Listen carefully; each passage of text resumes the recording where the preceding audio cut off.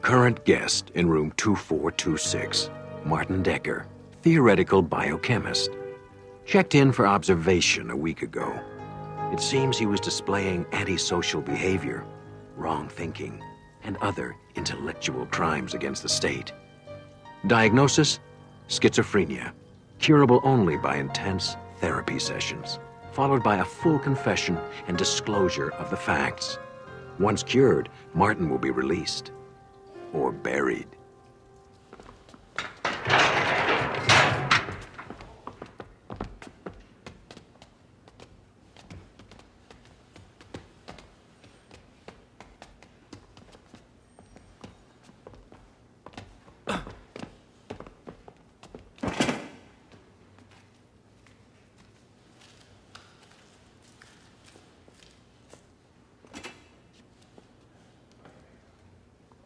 I have a feeling we'll be seeing a breakthrough in this therapy soon. How are you feeling? It's none of your damn business. Yeah, let's have a look. He is not fit to be released as yet. He needs another treatment. Or two.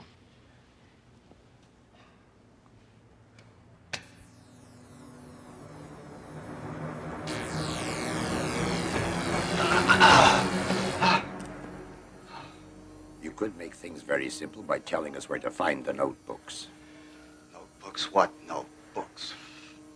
Oh, dear. We're going to have to start all over again.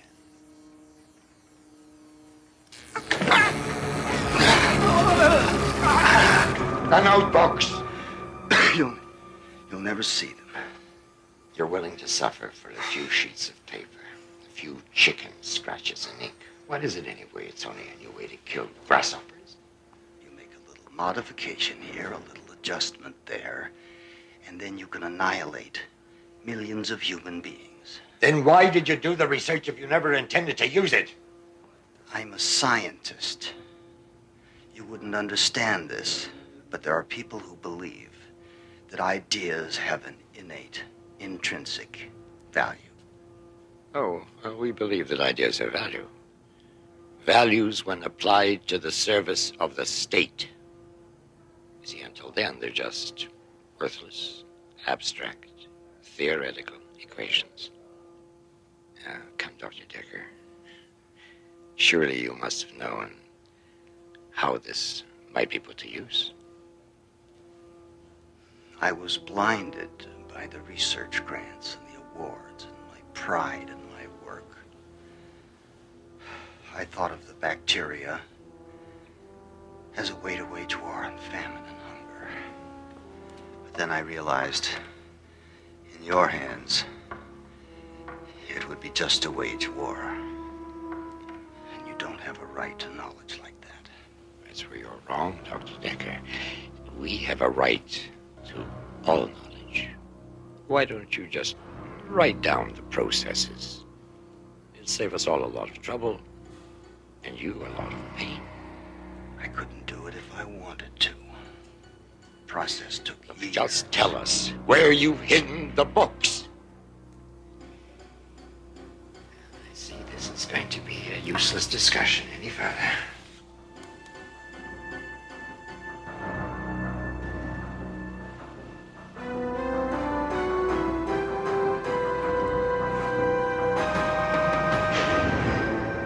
That's totally wrong. Oh, come on, Martin. You know, your pragmatism blinds you. There are many things which are important, yet cannot be measured in any scientific way. Avery, it was you that taught me to be pragmatic and to insist on empirical data. As a scientist, yes, but as a human being, it is also your job to dream, to believe, to be committed to great truths, besides the physical laws. What truths? That knowledge is power, that there is inherent value in the human life, and that great thoughts do not come from a mind in shackles. Oh, what about Gandhi? He did his best thinking in prison. Only his body was imprisoned. His mind was free. There's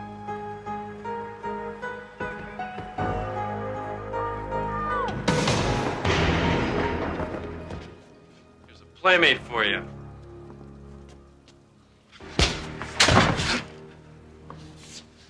They're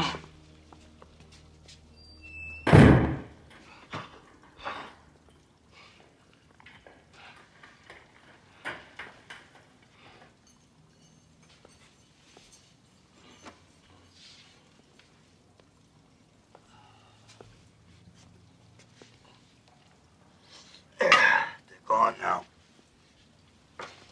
Thanks. It looks like you're gonna live.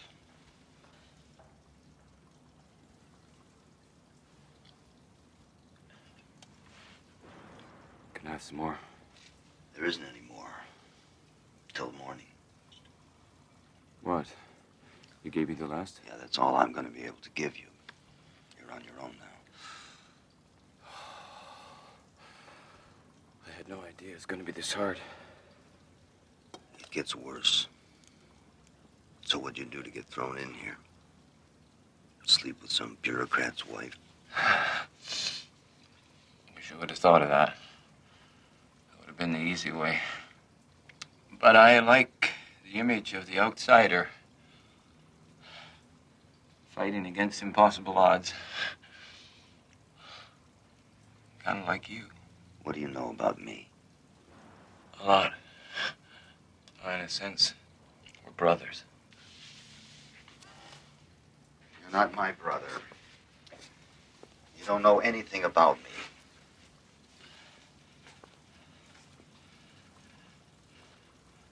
I know enough.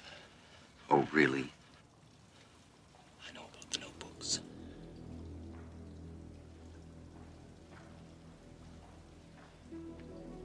Who sent you? Friends, your sacrifice has not gone unnoticed. You have allies who think as you do. I'm here to help you escape. Escape? Then you're a fool. The security at this so-called hospital is notorious. No one gets over the walls. Oh, yes, the walls, of course. There are other ways. I can help you escape safely. How do we do this? We fly.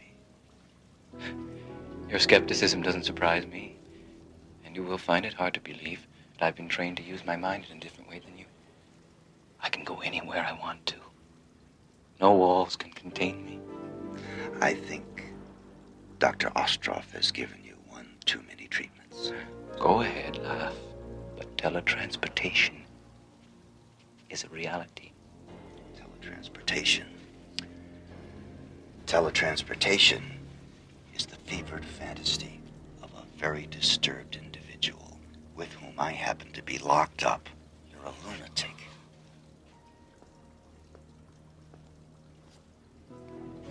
It does sound ridiculous, doesn't it? Yes, that sums it up very well. Is it so ridiculous to think that men can transport themselves with the powers of their minds when they already use a simple beam of light to carve holes in granite and knock satellites from the sky? Shining a beam of light from here to there is very different from teletransporting matter. Is it?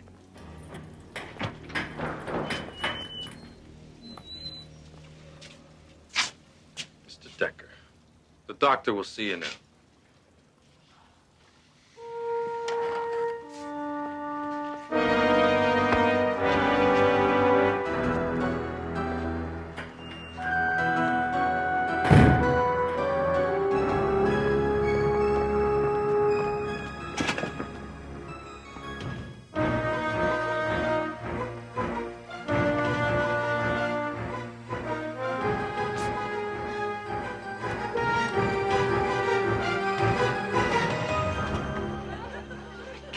I can't believe we're here. See how simple it is?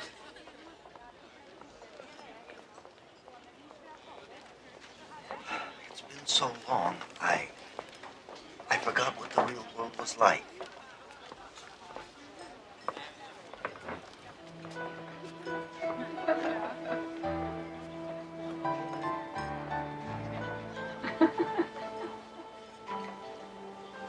And all you had to do was believe.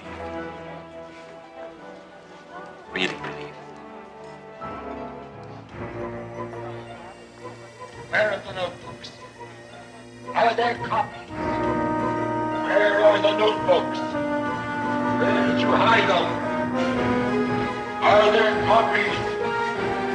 Turn it up. Where are the notebooks? Are there copies? Tell me about the girl. She was very beautiful. She sat right next to me. I could almost touch her. I don't want to think about it. It was a drug-induced dream. Another one of Dr. Ostrov's tricks. We can't let him beat us. Let's finish our chess game. Maybe that'll keep us focused.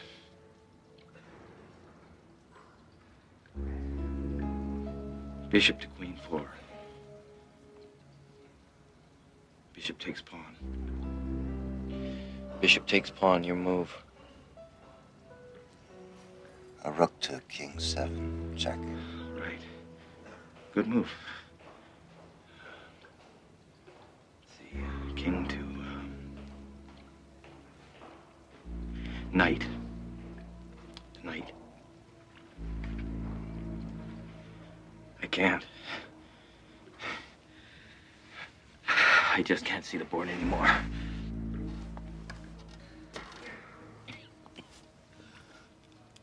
I want to help you, friend. But I'm not sure I can hold out much longer.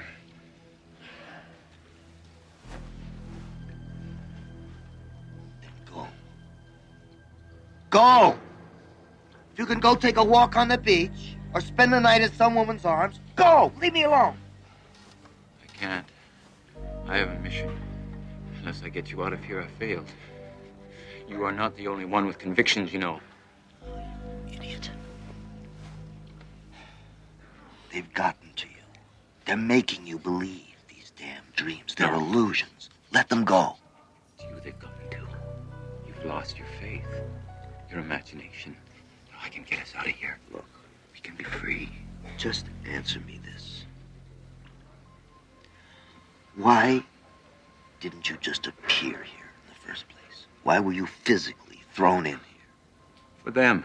For the people who run this place. I knew you'd be hard to convince, and I knew I'd have to spend time here. But Martin, I can't do it alone. To get you out of here, I need your cooperation, faith, your belief. Just leave me alone. I don't want to share in your insanity.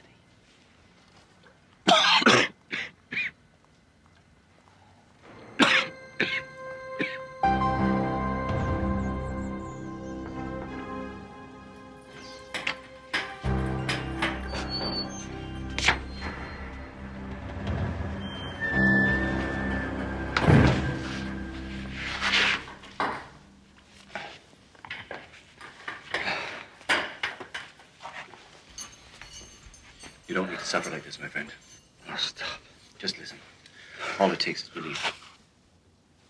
All right. Let's just say for a moment that I believe. How do you do it? How do you transcend matter? Like all great truths, it's profound yet simple. You believe with all of your being that you're in another place than you are. Just like that. Only if you truly believe.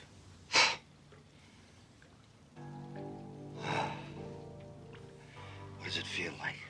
It's kind of hard to describe. It's kind of, well, the closest thing I can think of, it's like falling asleep, feeling weightless. What if something goes wrong? At least you won't be here. Well, I'll do anything to get out of here. So you just tell me and I'll do it. All right, close your eyes. You believe, don't you? Yes, I believe it. Fine. How do I know where I'm going? I'll guide us in our journey. Just let yourself go. You'll be safe.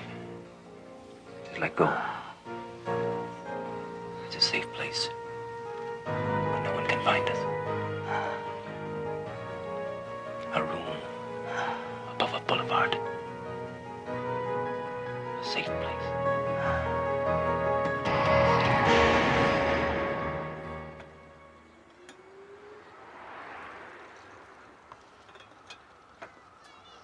Tea?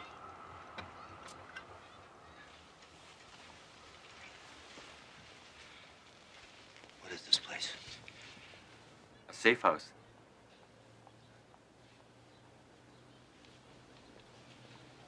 Please, you mustn't do that. We can't run the risk of your being seen from the street. There are more lives at stake than just yours. Come sit down. I'll have a cup of tea. First time's always a little disorienting.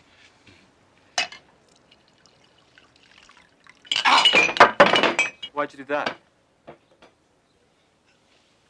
I just wanted to make sure that it wasn't a dream. You convinced? I can't believe we did it. We got out. But how was that possible? I have to understand the mechanics of this. It has to be some kind of biochemical energy exchange. How do you work it? You made it work. Yes, I did, didn't I? But how? In due time. Sit down. We have more important business. What could be more important than a scientific breakthrough like this? The notebooks. We've got to destroy them. Of course, I'll have to go and get them. No. That would be too risky. It's broad daylight out there. Well, I'll wait until nightfall. No, it can't wait. Tell me where they are and I'll get them. No, it's too important to trust anybody with. Besides, what if somebody sees you? Ah, me, I'm nobody. I'm a mere flea on the back of the system. But you're known. You're a real threat. By now, your picture's been circulated. Every cop in the corner knows who you are. All right. All right, give me a pencil. You have to go to the university. And you go to this room in the biochemistry building. And behind the lectern in the wall is a false panel, and the notebook is there.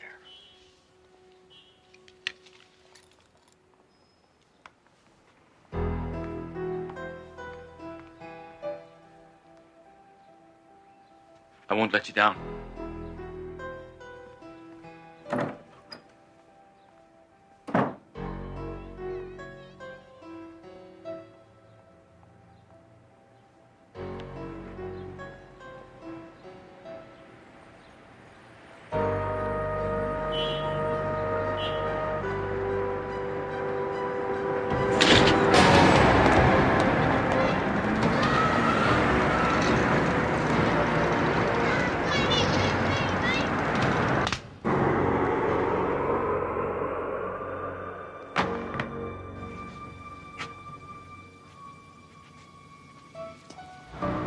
Good work. It was hardly a challenge. These idealists are always such dreamers.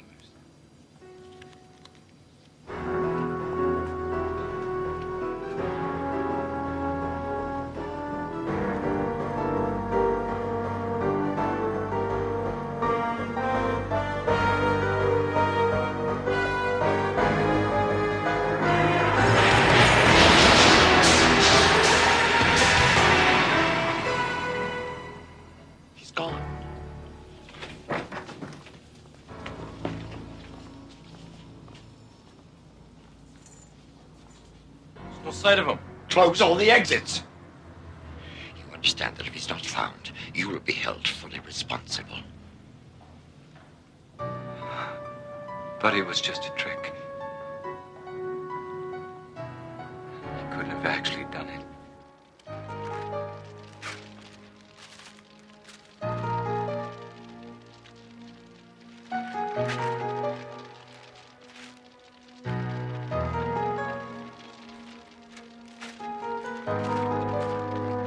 As man has progressed, up from the mud and down from the trees, his best tool has always been logical thought. That tool has taken us in a grand arc, from the first flint against steel to the apocalypse of colliding atoms. What Martin Decker, man of science, has learned is that every once in a while, we must step out of the confines of logic and take a leap of faith into the Twilight Zone.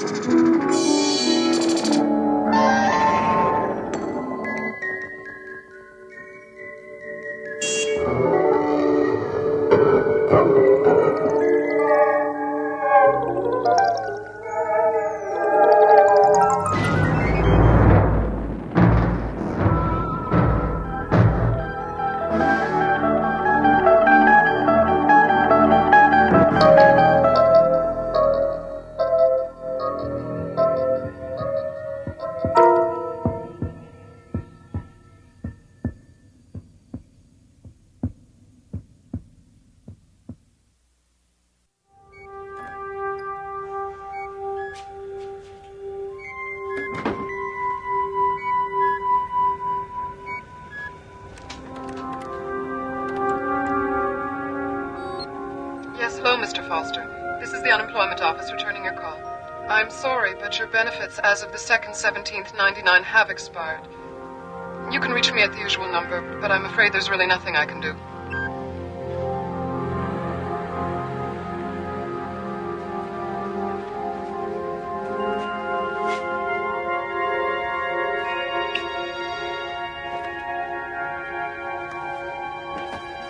The year is 1999. Within the box, evidence that some things do not change with the passage of time. Its contents, the collected debris of a shattered life, now valuable only for the dimes and nickels they can solicit from a third party.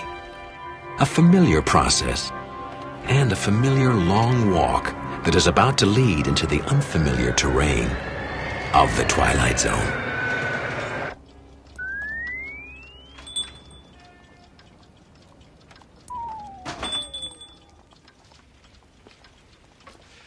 Yes, sir. Something I can help you with? Well, I'm afraid I'm not buying. Selling then. Yeah.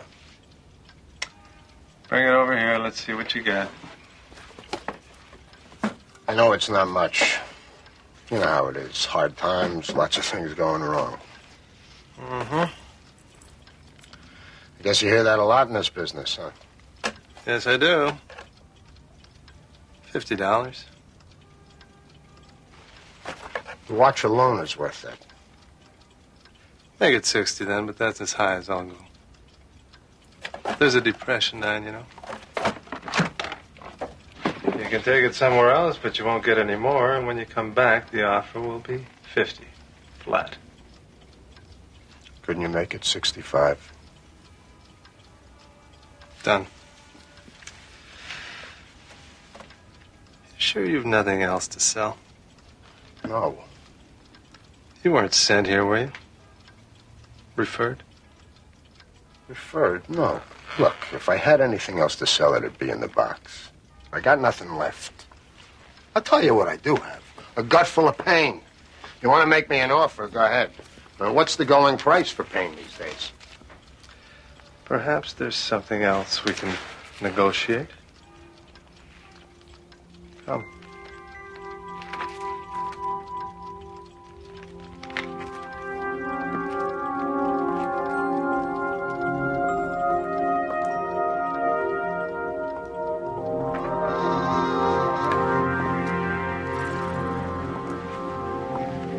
You're familiar, I trust, with memory dipping?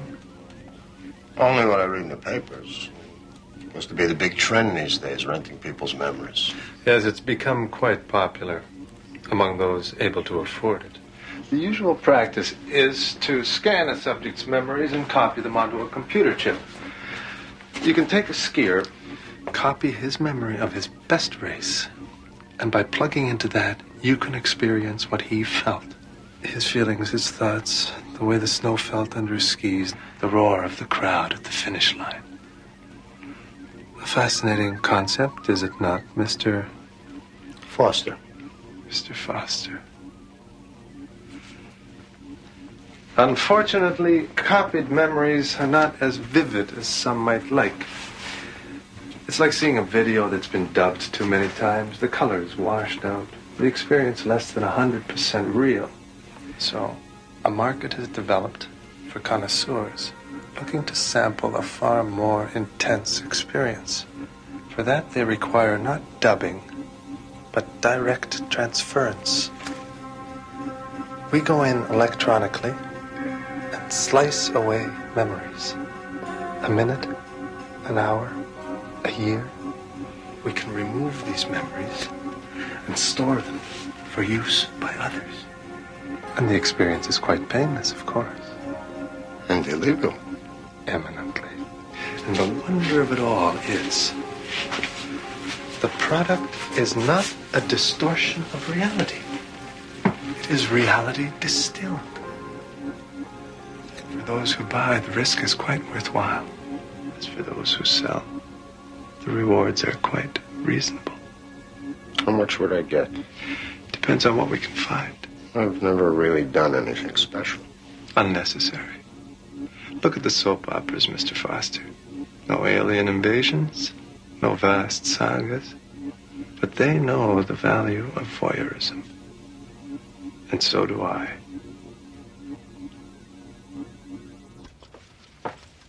Well, I'll have to think about it. Of course, of course. Wouldn't have it any other way. Do think about it. And while you're thinking about it, think on this. What have your memories done for you lately, Mr. Foster?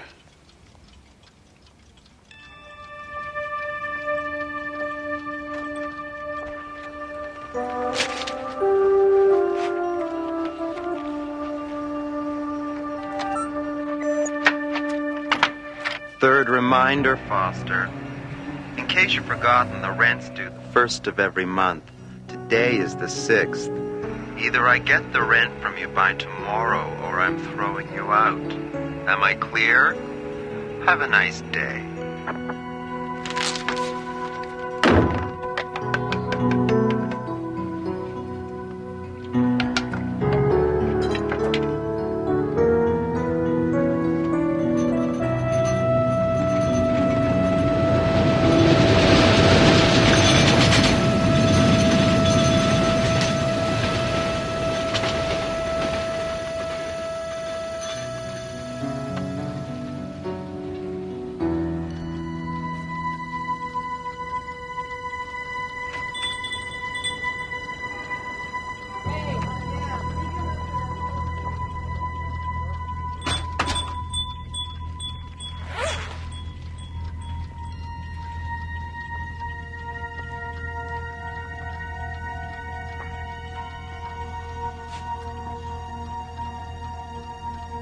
It's not fair, you know.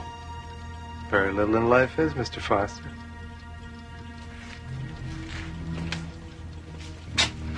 I've just had a very good offer from a fellow who collects high school graduations. It gives me great pleasure in presenting this next student not only with his diploma, but also with this watch in recognition of his leading the fundraising for the new gymnasium. Congratulations, Simon Foster. Mr. Foster? Mr. Foster? Mr. Foster?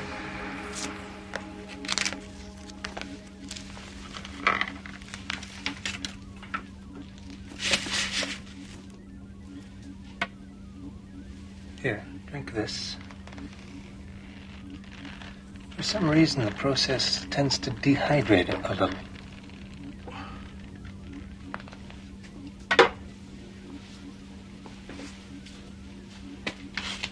A perfect transfer? How do you feel? I don't feel any different. Of course not. But now there's just a tiny gap in your memory. Just so. Everything between 8 o'clock in the morning and 8 o'clock in the evening of the day in question. 12 hours. Poof. Gone. And are you any the less for it? No. In fact, I would dare say you are quite the richer for it. Well, good doing business with you, Mr. Foster. Next time... No, there's not going to be a next time. I just needed enough to get ahead a little, that's all. Thank you for your help. As you say, but if you should ever change your mind...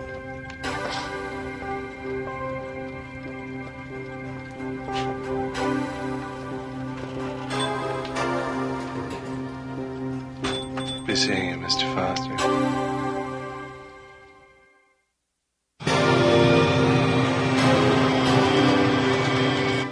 600, 620, 625. Thank you. Now, if you don't mind. Next month, too. New policy. Got a lot of transients coming through here. Owner says we have to have an extra month's rent. Can't do that. Look, I tell you what.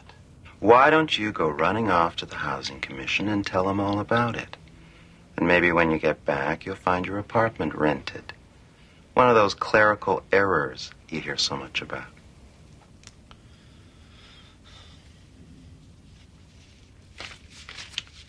I'm sorry, Mr. Foster, but there are no openings in your area. When a vacancy opens up in your field, you will be notified at that time. Goodbye.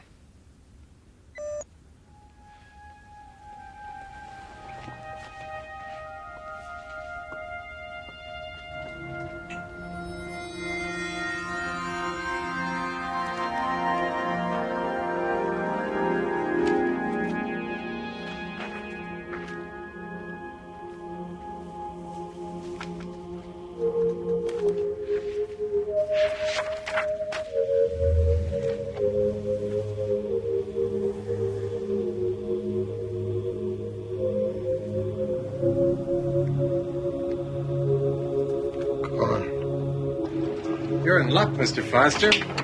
I just got a call from someone interested in buying birthdays.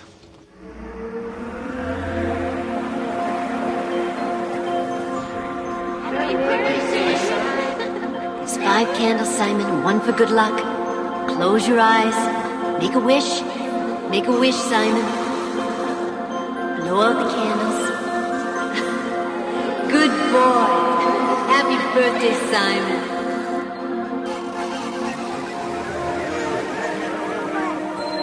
Darling, look at Simon. He's taking his first step. Look! That's my boy.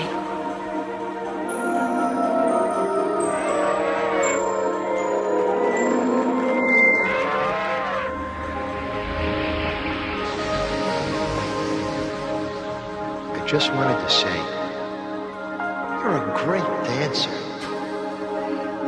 Thank you. It was very nice. I have to go inside now, but I'll never forget this.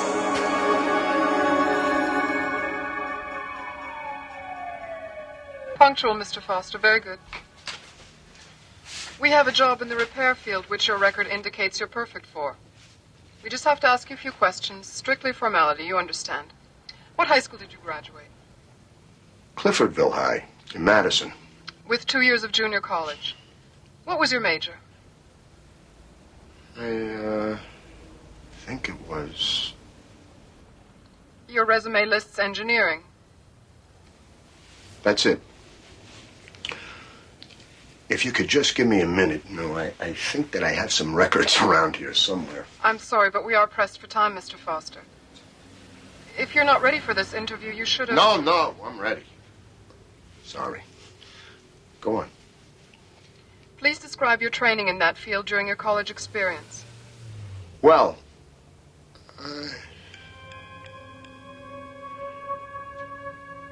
I require specifics, Mr. Foster.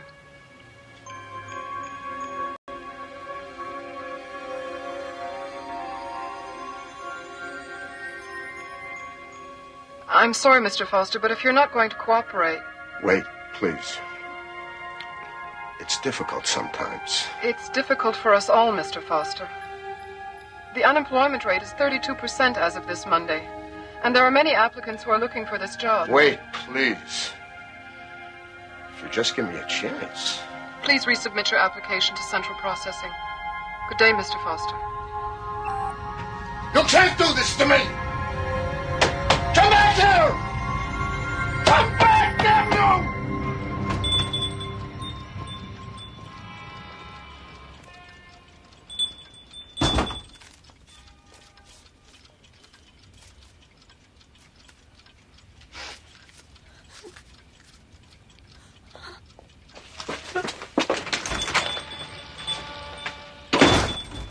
My God. How many? How many others? I run a business, Mr. Foster. Like any good business, it depends on volume and diversity. One must be responsive to the fluctuations in the market. Oh, save me your grand gestures. You're not going anywhere. Even if you leave, you'll be back. Your kind always comes back. We come back because bread is $5 a loaf and meat you can't even buy unless it's on the black market. I look around, the only person I see eating is you. I pay you a fair price for what you have to sell. It's not enough! You say this minute is worth a nickel, an hour, maybe $1. 5 if something interesting's going on? What gives you the right to put a price tag on my life? I didn't. You did.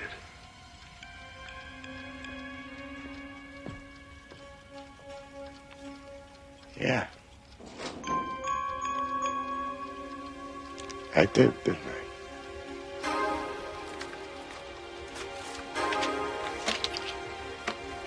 So what'll it be today, Mr. Quint? Trip to the zoo? Ride on a roller coaster?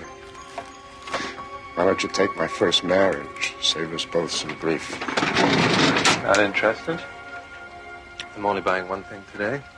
We need a companion piece to the young lady who just left here. We want to buy the first time you made love.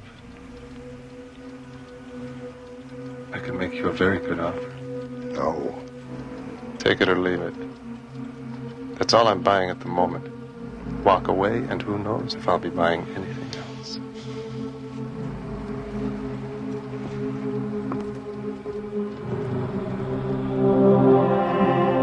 Tell me. Just tell me you love me. It's not silly.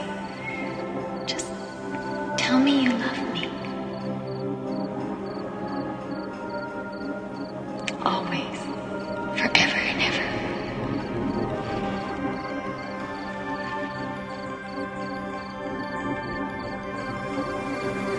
That will be all?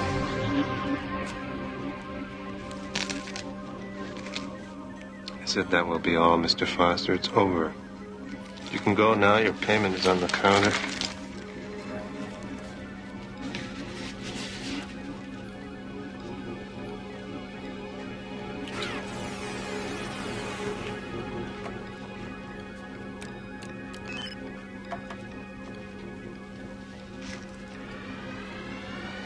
She's in here, isn't she?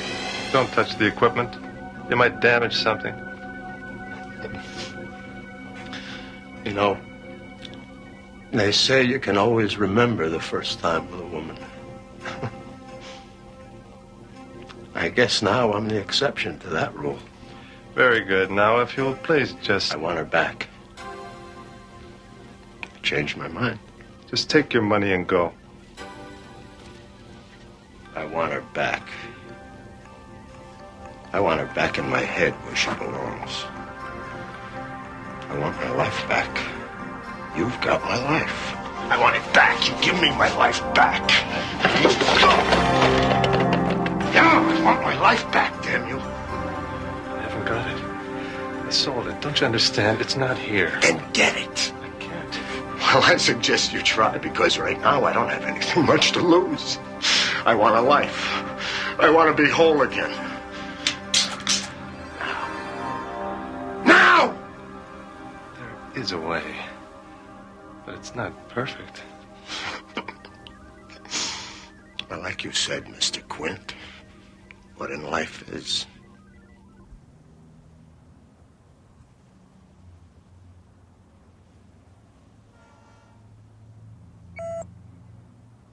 We received your new application, Mr. Foster. Very professionally typed. Did you have it done by a service? No, ma'am. I typed it myself. I see you've added clerk typist to your job goals. And a number of other occupations. Where exactly did you learn to type? I had 3 years of typing at Sorworth College. It's all on the resume. But Sorworth was a women-only college at that time. How do you explain this? I graduated college on June 12th, on the year shown. And then I graduated college again on July 1st of the following year. I attended and graduated Lenox High School, also Chula Vista High School. Mr. Foster. That was shortly after my return from London. Did I tell you I have 2 children? I remember when they were born. It was such a moving time for me, being an only child. I remember my 5th birthday. My brother and my sister helped make the decorations. Mr. Foster. But, of course, the credentials are what's at issue here. I should also mention that my German is quite fluent. I spent most of the last year in Vienna, and I worked as a translator and a secretary and a bus driver. And I interned at the Institut de Neurologica. Prior to that...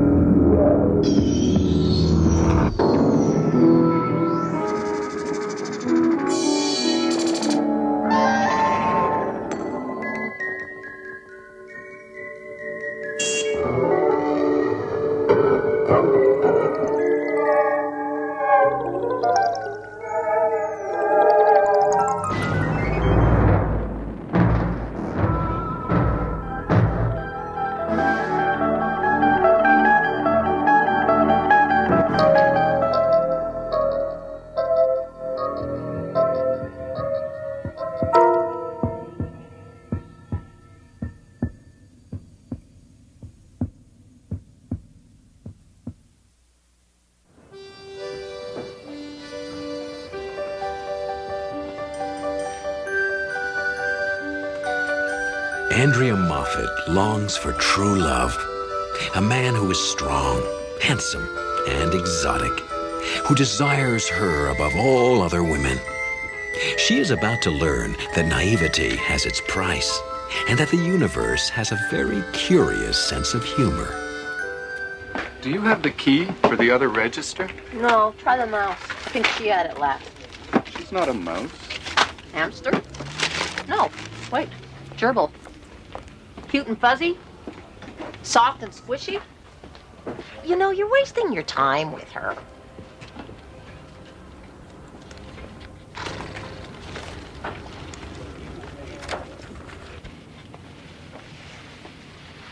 Hi.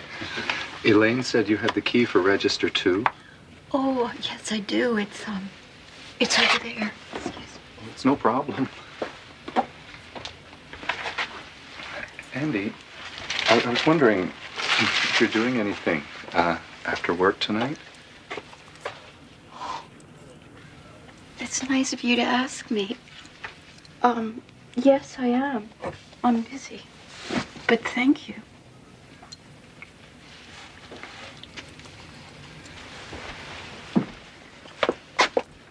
Squeak, squeak.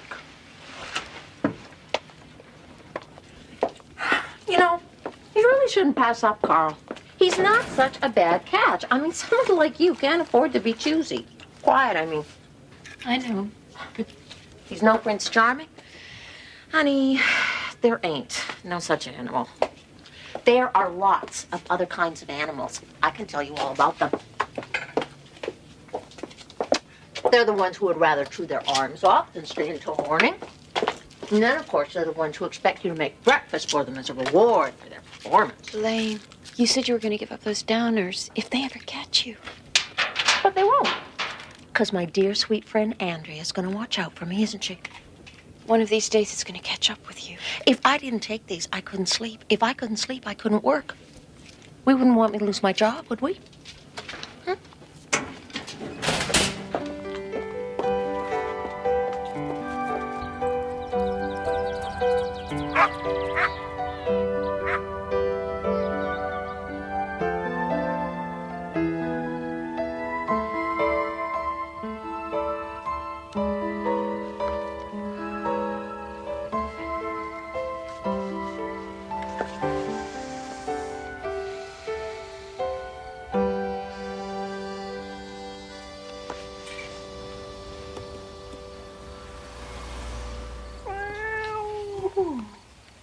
Hello.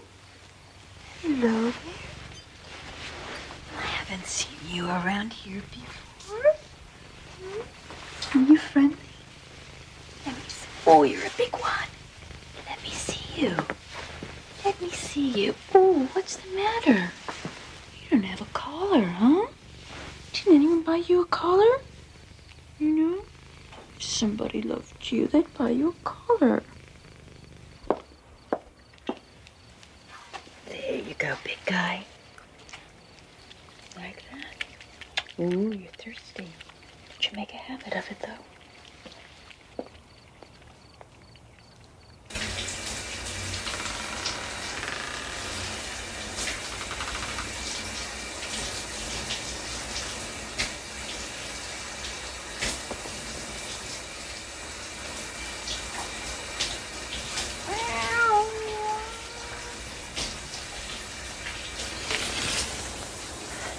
Where's the...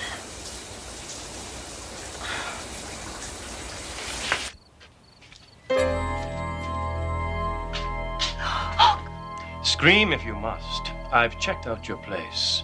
You've gone to a lot of trouble to isolate yourself, to hide from the world. Call the police. By all means. Tell them that you've seen a man turn into a cat.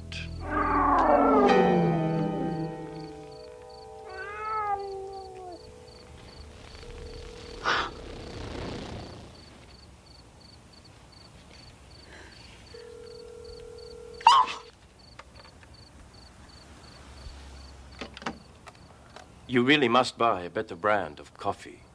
Now the Turks, they knew how to brew coffee, even if they were barbarians. I won't hurt you. I came from Provence, originally, a long time ago. I was called Guillaume de Marchaux. I had a great talent for two things, singing and making love. One night, I was caught making love to the wrong woman, or rather the right woman at the wrong time. Her husband could do things you call impossible today. He cursed me to remain forever in the form of a cat, only able to become a man again at night. But it's not such a curse. I have spent centuries loving women, showing women how to love. Women like you. If you ask me to go, I will go. But I promise you, you will never see my like again. Never feel the things that I alone can make you feel.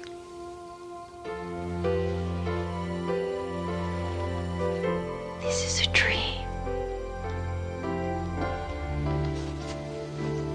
It's a very nice dream, yes? Yes. No. Yes, it is.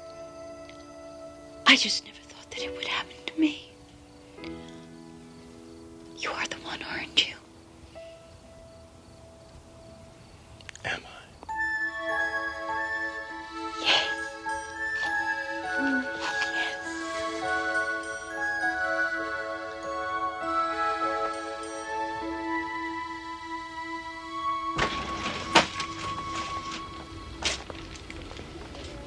Morning, Elaine. Morning, Carl. Chipper, happy, perky. The end of the world is upon us. Have you been drinking too much coffee again? Nope. I just had a nice night. Morning, Dr. Wood.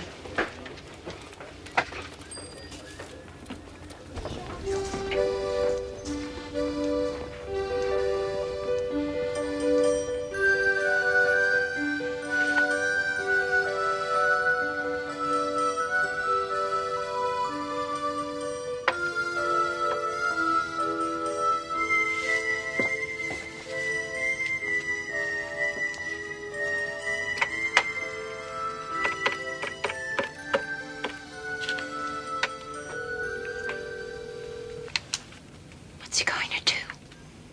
Meow at me?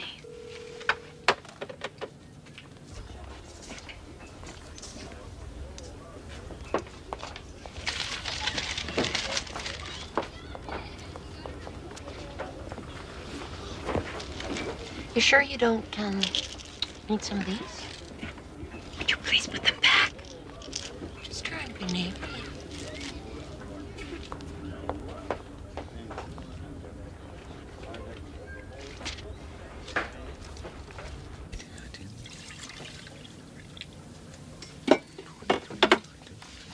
Inventory, Carl, huh?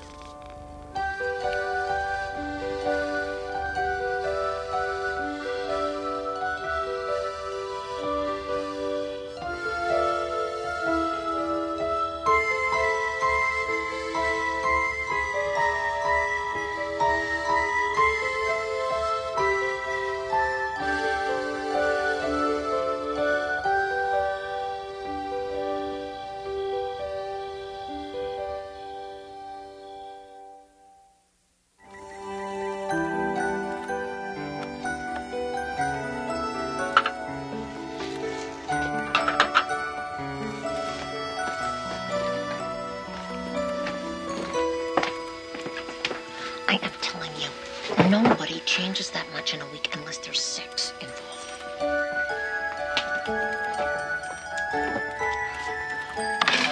Oh, that's $36.75. What I would give to be a fly on the wall. As opposed to a bat in her belfry? Is that a remark? Hi. How are you? You know what? I have something for you. I have a present. Here it is.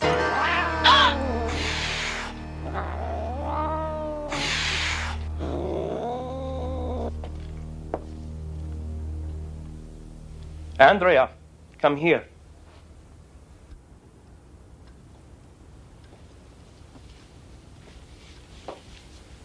What were you thinking of? What do you think would have happened when I tried to become a man with this around my neck? I'm sorry, Guillaume. I just didn't want anyone to pick you up as a stray during the day. I didn't think. I haven't survived this long by letting some fool of a woman put a collar on me. No one owns Guillaume de Marchaux. No one. Do you hear? I'm sorry, Guillaume. I bought some other things for you. Shirts. Socks.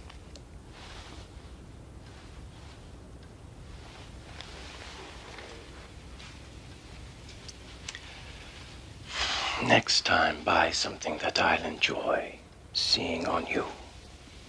Silk, satin, black lace. You know what I want. Good. Until then, we shall simply have to do without.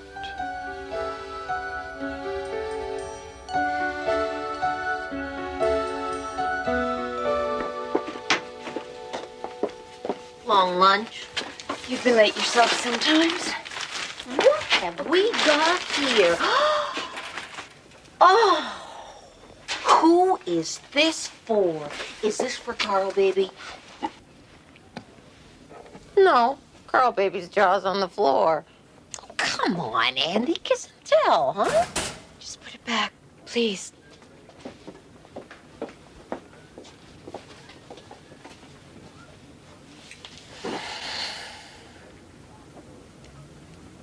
I think it's about time a certain fly made an appearance on a certain wall.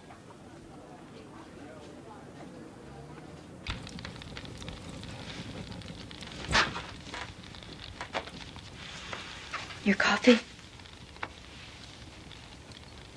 I have a surprise for you.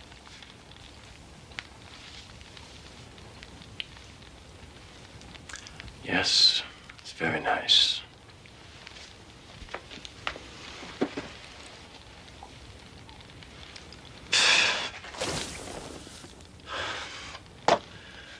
How many times have I asked you for one simple thing? I want something that a man can stand to drink, not this sewage water that you keep serving me. I'll get some tomorrow. You will go now, or I will leave. For good.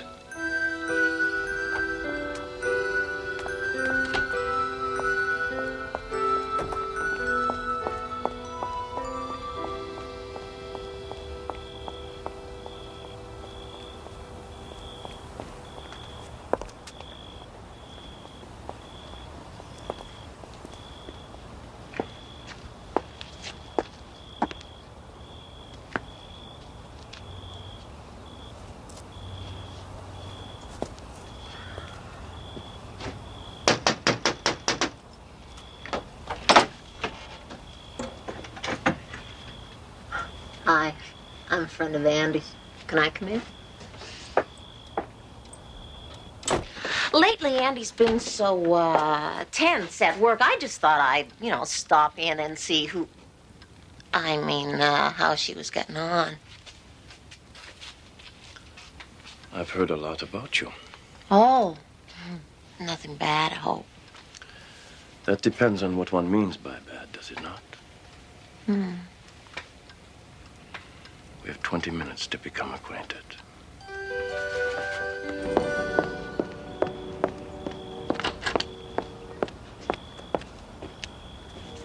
I think we have to do this again real slow. Yes.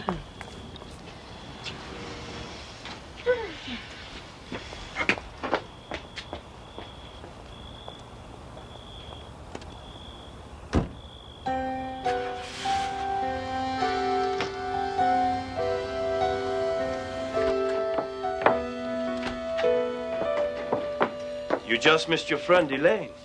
I know what kind of a friend she is. How could you? I thought you loved me. Spare me the cliches. This isn't a scene from one of your silly books. I've been here too long. It's time I left. Oh, no, Guillaume. You can't. I love you. It is the way of the tomcat. I've had my fun, and so have you. Love had nothing to do with it. You're going to her, aren't you? Yes.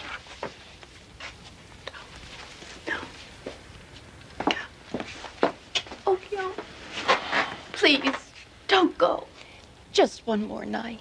That's all I ask. Please.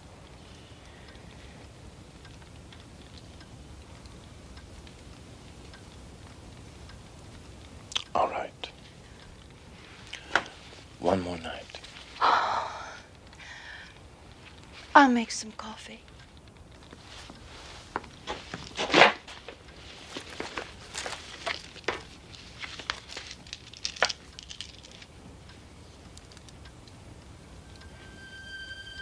You can't buy me back with coffee, Andrea.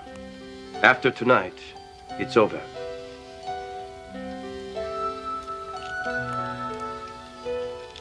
Yes. It's over.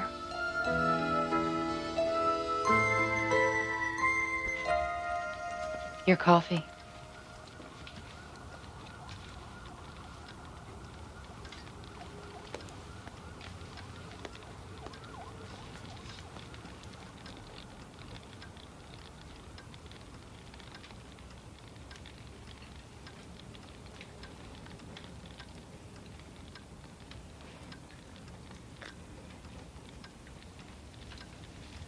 Strong and bitter. As I like it. I'm glad that you like it. I picked it especially for you.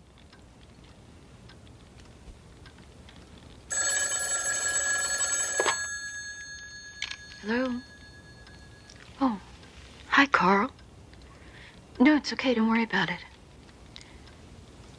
Yeah, well, Elaine does things like that. I haven't seen a movie in ages.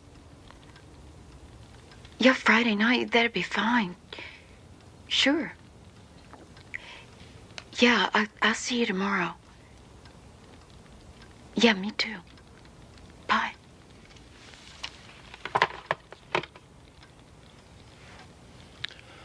Poor Andrea. The injured innocent. You are no better than any other woman I've ever known. You never learn. You...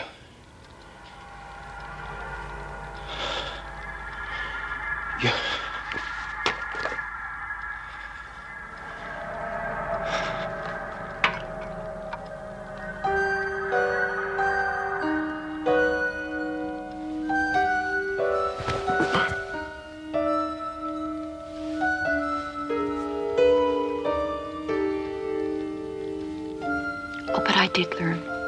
I won't be weak anymore. That's the best lesson of all. I want you to remember that. In case you ever think of coming back here again.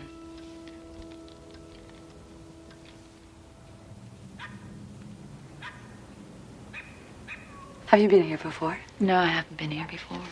Sex? Male. He's a tomcat. Well then, what can we do for you today? I'd like to have him fixed. A lesson on romance versus reality, with a word of warning for those who want to mix the two. Don't. Or you may find your head in the clouds, your feet on the ground, and the rest of you somewhere in the Twilight Zone.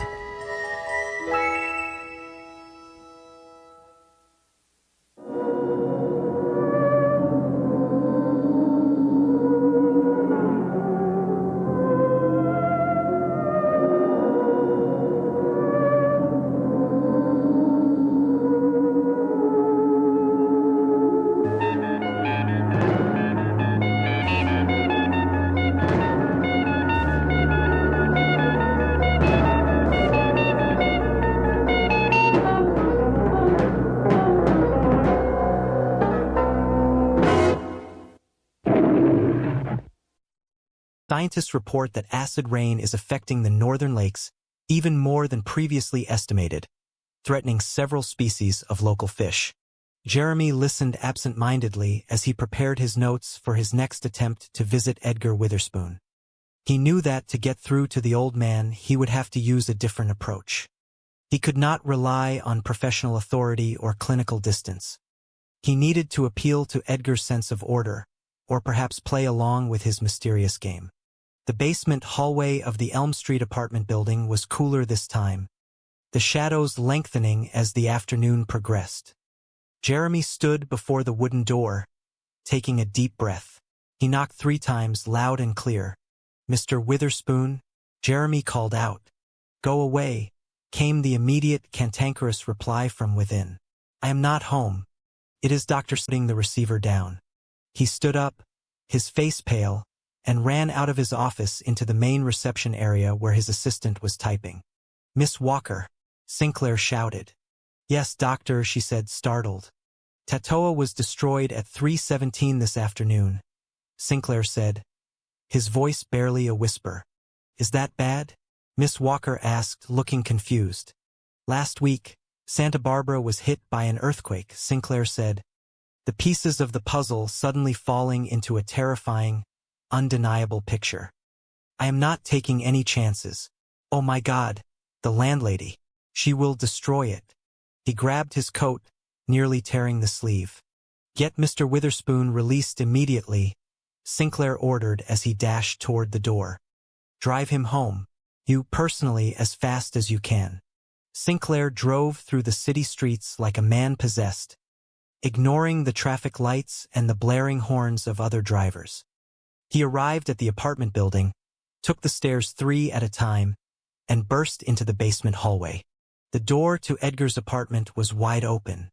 Inside, Mrs. Milligan was standing near the center of the room, a large black plastic garbage bag in her hand. She was reaching toward a delicate mobile of copper wire and old keys. "Don't touch the thing," Sinclair screamed, rushing into the room. Mrs. Milligan jumped, dropping the bag. "You did you?" Sinclair panted, his chest heaving as he stood between her and the delicate structure. "You haven't touched anything or moved anything." "Not yet," Mrs. Milligan said, recovering her composure and looking at him with deep suspicion. "Why?" Because Sinclair stammered, searching for a rational explanation that she would accept. "This is the creation of a disordered mind. And by studying it, analyzing it just exactly as he left it, I can come to a deeper insight into Mr. Witherspoon's problem." Mrs. Milligan rolled her eyes. "He is a loony. What else do you have to know?" No. It is not that simple. I cannot rent this place with garbage in it," Mrs. Milligan argued, gesturing to the hanging keys and spoons. "All right," Sinclair said desperately. "I will rent it." "You?" Mrs. Milligan asked, her eyes narrowing. Yes, Sinclair said, nodding vigorously. "I will give you double what you are getting. I will be up later with the check." "Thank you, Mrs. Milligan." Mrs. Milligan looked at him, then at the room and finally shrugged. Business was business, after all. She turned on her heel and walked out, leaving Sinclair alone with the delicate, humming universe of Edgar Witherspoon. Just as Sinclair let out a long sigh of relief, he heard footsteps in the hallway. He turned to see Edgar standing in the doorway, wearing his regular clothes and holding a small suitcase. Miss Walker was right behind him, looking exhausted. "He has escaped," Miss Walker panted. Sinclair waved her off gently. "It is all right." "Excuse me," Sinclair said, turning to Edgar. "Mr. Witherspoon. Mr. Witherspoon. Should I call the cops?" Miss Walker asked from the doorway. No, Sinclair said. "Everything is going to be fine." Edgar walked into the room, looking around at his creation with a quiet, satisfied smile. He looked at Sinclair. "You got a handkerchief?" Edgar asked. "Oh, yes, right away," Sinclair said, pulling a clean white handkerchief from his pocket and handing it to the old man. "Thanks," Edgar said, wiping his brow. "That lady had me dressed so fast, I left mine behind." "Mr. Witherspoon," Sinclair said, stepping closer, his voice filled with a humility he had never felt before in his life. "I do not know how to begin to apologize. Nothing in my training had prepared me for a case like yours." "Well, nice meeting you," Edgar said, turning toward the door with his suitcase. "Where are you going?" Sinclair asked, a sudden panic rising in his chest. "Away, finally, after 11 years," Edgar said, his face bright with anticipation. "But what about the world?" Sinclair asked, gesturing to the room. "But what about the world?" Sinclair asked, gesturing to the room. "The voice spoke to me while I was in your hospital," Edgar explained, his eyes shining. It said, "Edgar, have you ever been to Miami?" I said no, but I used to think it would be a nice place to retire. "Go for it," the voice said. Sinclair stared at him, stunned. "You are off duty?" Edgar nodded. "You mean all this is not necessary anymore?" Sinclair asked, his voice cracking slightly. "Sure it is," Edgar said, looking at the complex web of wires. "It is absolutely essential. The world still has to be kept in balance." "So who is going to?" Sinclair began, but the realization hit him like a physical blow. He looked from Edgar to the spinning gears, the dangling thimble, the business card resting on the tiny wire platform. "And look," Edgar said, pointing to a small, unbalanced lever near the center. "It needs adjusting already. That is it." Edgar reached out and gently nudged a small metal washer. The low, resonant hum in the room seemed to settle into a peaceful, harmonic frequency. "Now, if I can just get a ping-pong ball in there by 7:13. Edgar mused, looking at a small wire track that ran along the top of the bookshelf. "Well, I guess we solved that little problem. I would get cracking if I was you." "Impossible," Sinclair whispered, shaking his head. "I refuse." "Jeremy," Edgar said, placing a warm, gentle hand on Sinclair's shoulder. "Really, you will grow to like it. Give it a chance. So long. Don't take any wooden nickels. Unless you really need them, of course." With a cheerful wave, Edgar Witherspoon turned and walked out of the apartment, his footsteps fading away up the stairs, leaving the doctor alone in the quiet basement. "Mr. Witherspoon," Sinclair called out, but there was no answer. The room hummed. A small wooden ruler tipped slightly to the left. A glass jar of blue water trembled. "No," Sinclair muttered to himself, his eyes darting around the room in a sudden, frantic search. "A tambourine. I have to find a tambourine right away." He ran to the doorway, looking out into the empty hall, his heart pounding with the weight of the entire planet. "Can you help me?" Sinclair whispered to the empty air. "Do you know where I can find a tambourine? If in the next few months you notice that there has been a spate of catastrophes, or things are just not going right, remember that Edgar Witherspoon's replacement is learning how to make some precise adjustments. Don't worry, his education will not last long, and then you will have a chance to make a difference. Perhaps you might give thanks to a physician whose practice extends to the well-being of the entire planet." Dr. Jeremy Sinclair offers a unique form of preventative medicine, found only in the Twilight Zone. The morning sun filtered through the tall, narrow windows of Dr. Jeremy Sinclair's psychiatric office, casting long, geometric shadows across the polished mahogany desk. It was a room designed to soothe the troubled mind, filled with the quiet hum of a grandfather clock, the deep scent of leather-bound books, and the soft, neutral tones of the upholstery. Yet, the woman sitting across from the doctor was anything but soothed. Mrs. Milligan was a woman of formidable presence and persistent anxieties. As the landlady of a modest apartment building on Elm Street, she considered herself the guardian of domestic peace and structural integrity. At this particular moment, her peace was being thoroughly shattered, and the culprit, in her estimation, was a single, eccentric resident.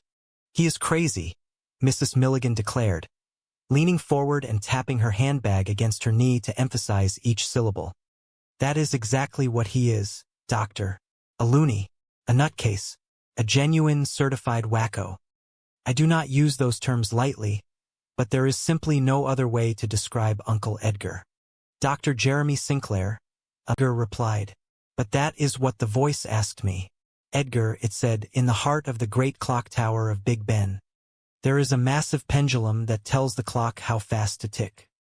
At the very bottom of that pendulum, resting on top of the big weight, there is a stack of ordinary pennies. Every so often, the keepers of the clock take one penny off, and the clock speeds up just a tiny fraction of a second. Or they put a penny on and the clock slows down. The pennies change the balance of the entire mechanism just a little, but it is enough to keep the giant clock running perfectly, telling the correct time to the entire city of London." Jeremy listened, struck by the simple, elegant poetry of the metaphor. "So, what you have built here is some kind of grand clock?" "Of course not," Edgar scoffed, waving his hand dismissively. "Why on earth would I build a clock? You can buy a perfectly good clock." Wandering around the hallways asking if anyone had 3 paper clips or a chrome coat hanger. Before that, it was one single patent leather tap shoe. Who on earth needs one tap shoe? Jeremy made a quiet mental note. Hoarding, perhaps. Or some form of obsessive-compulsive behavior common in elderly individuals who felt they had lost control over their lives. He rummages through the trash cans in the alley. Mrs. Milligan continued, her voice rising in disbelief. "He actually goes to the municipal garbage dumps, doctor. A man of his age, digging through piles of refuse like a stray dog. And he is always bothering my other tenants. One day he is knocking on doors begging for old bicycle spokes. The next day he is trying to buy baseball cards off the neighborhood children. And who do the tenants complain to? Yours truly.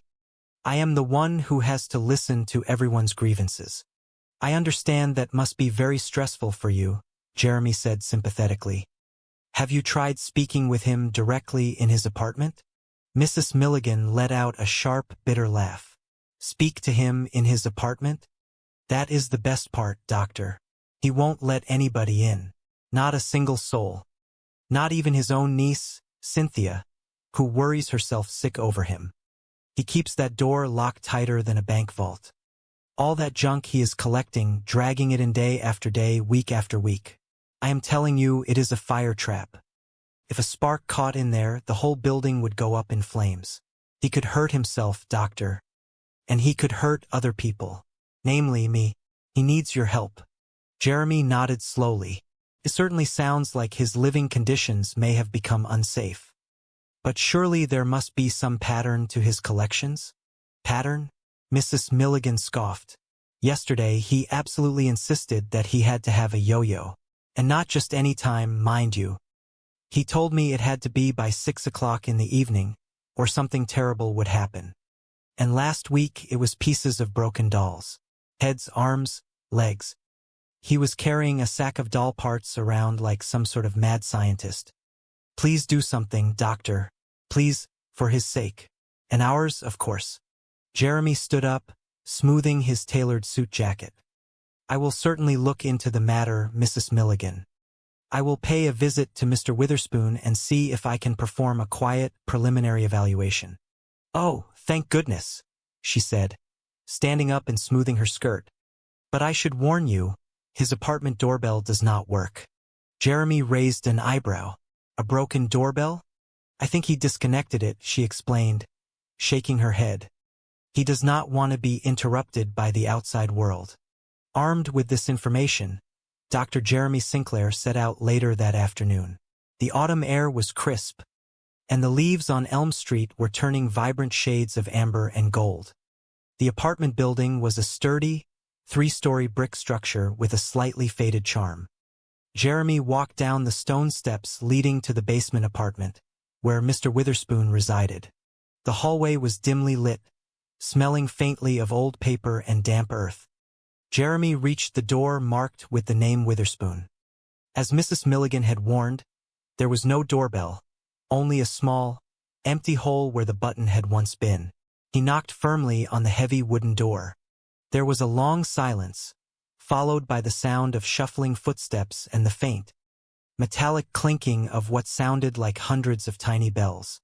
The door did not open, but a voice called out from the other side, muffled but surprisingly clear. Down there in the basement. Jeremy blinked, slightly confused. Mr. Witherspoon? Oh, thank you, the voice said, sounding cheerful and distracted. Thanks anyway, Mr. Pilchick. But I already found a brass thimble. Jeremy cleared his throat and raised his voice so it would carry through the thick wood. You are not speaking to Mr. Pilchick, sir. I am Dr. Jeremy Sinclair. May I talk to you, Mr. Witherspoon? Some other time, perhaps, the voice replied instantly. I have to look for a doll's head. And with that, the shuffling footsteps retreated back into the depths of the apartment, leaving Jeremy standing alone in the quiet corridor. He sighed, adjusting his glasses. It was an all-too-common sight for a psychiatrist. An old man living in a private world of irrational urgencies, retreating from a reality that had perhaps become too difficult or too lonely to navigate. But Edgar Witherspoon was a most uncommon old man, possessing a secret that reached out to the four corners of the earth. And the good doctor was about to discover just how vast and how terrifyingly fragile that secret truly was. The following morning, Jeremy met with Cynthia, Edgar's niece, at a small cafe near the park. Cynthia was a kind-hearted, elegant woman in her late 30s, her eyes carrying the heavy weight of familial duty and constant worry. Your niece, she worries about you very much, Jeremy had told Edgar during a brief, shouted conversation through the apartment window earlier that day. At the cafe, Cynthia sipped her tea, her hands trembling slightly. How was he, doctor? Did you manage to see him? Yes, this morning, Jeremy replied, offering a warm smile. We had a brief exchange through his open window on the ground level. Well? Cynthia asked, leaning forward, searching the doctor's face for some sign of hope. I could not exactly call it a long conversation, Jeremy admitted, choosing his words carefully. But it was long enough to realize that his eccentricities are quite pronounced. Cynthia closed her eyes for a moment, letting out a soft sigh. Absolutely. He is completely lost in his own mind. Isn't he? On the other hand, Jeremy added quickly, wanting to ease her distress. Mr. Witherspoon appears to be happy, and from what I can gather, entirely harmless. Harmless? Cynthia shook her head, her voice tinged with frustration. Doctor, he pesters complete strangers on the street. He runs after garbage trucks in broad daylight, shouting at the collectors to give him specific items. That is far from harmless. Just the other day, someone saw him take a baby's bottle right out of its carriage while the mother was distracted. I am terrified that he will get arrested next time. He is a danger to his own dignity. Doctor, I will sign anything. I will cooperate in any way necessary to get him the help and the supervision he clearly needs. Jeremy reached across the table, gently patting her hand. Let us not rush into any permanent decisions, Cynthia. Commitment to an institution is a serious step, and it can be highly distressing for someone who values their independence as much as your uncle seems to. All right, maybe I will have another chat with him. A longer one, where I can actually step inside his space and observe his behavior directly. I want to see if I can understand the logic behind his actions. Suddenly, a strange sensation washed over Jeremy. He felt a sudden, fleeting chill, accompanied by a faint, high-pitched ringing in his ears, like the distant sound of a crystal glass shattering. He blinked, shaking his head slightly. Did you hear that? Jeremy asked, looking around the cafe. Cynthia looked at him, puzzled. What? Hear what? There was something about a... Jeremy paused, realizing the sound had completely vanished. He smiled sheepishly, rubbing his temples. Sorry, it was nothing. I do not know what I was thinking. I have been working long hours lately. I will call you, Cynthia, as soon as I have had a proper interview with your uncle. Thank you very much, Doctor, she said, her expression softening with gratitude. Returning to his office, Jeremy turned on the small transistor radio on his bookshelf to provide some background noise while he reviewed his patient files. The announcer's voice was calm, delivering the afternoon broadcast. And in environmental news, a wave strike. Let me see, the reporter muttered, rustling some papers. According to the meteorological reports, the seismic event occurred at exactly 3:17 in the afternoon, local time. Jeremy's hand went entirely numb. The telephone receiver felt like a block of ice in his palm. Exactly 3:17? He whispered. Yes, sir. That is correct, the reporter said. Is there anything else? No, thank you, Jeremy whispered, slowly lowering the receiver back onto its cradle. He sat in the silence of his study, the ticking of his grandfather clock suddenly sounding like a countdown. 3:17. The exact minute Edgar had looked at his watch in the hospital room. The exact minute Edgar had warned him that Tatoa had gone poof. It wasn't a delusion. It wasn't a madman's fantasy. The machine was real. The delicate balance of the entire planet was being maintained by a pile of junk. Sinclair, Mr. Witherspoon, Jeremy said, leaning against the doorframe. I was here last week. You remember me? Sorry, I wasn't home last week either, Edgar shouted back, his logic perfectly circular and utterly unyielding. Jeremy smiled to himself, but he knew he had to be firm. Mr. Witherspoon, I must inform you that under the current circumstances, and with the concerns raised by your family, I could legally force you to open this door to me. Is that what you want? There was a long pause. The sound of locks sliding and chains rattling echoed through the hallway. Slowly, the heavy door creaked open, revealing Edgar Witherspoon. The old man was small, with a wild halo of wispy white hair and bright, incredibly sharp blue eyes that seemed to take in everything at once. He wore a faded cardigan that had seen better decades, and his hands were stained with dust and ink.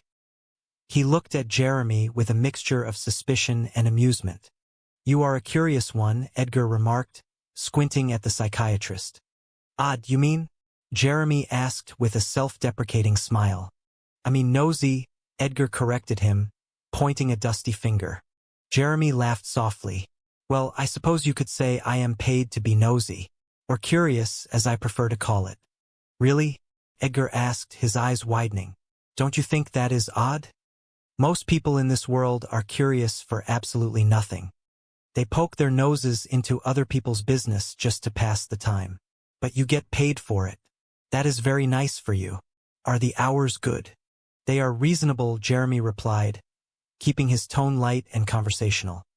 Mr. Witherspoon, if I may ask, why do you collect all of these things? The dolls' heads, the shoes, the paper clips, the old keys? What is the purpose of it all? Edgar looked at him as if he had just asked why the sun rose in the east. I can't afford Rembrandts, he said simply. Jeremy opened his mouth to respond, but before he could speak, a strange, low vibration rumbled through the floorboards. It was so subtle that anyone else might have dismissed it as a passing heavy truck, but Edgar reacted instantly. His face went pale, and his eyes darted toward the interior of his apartment. What? Oh no, Edgar muttered, his voice suddenly filled with an intense, frantic energy. Mr. Witherspoon? Jeremy asked, trying to peer past the old man's shoulder. As usual, it has been lovely, Doctor, Edgar said quickly, starting to push the door shut. Please do not call again. Jeremy placed a firm but gentle hand on the door, preventing it from closing.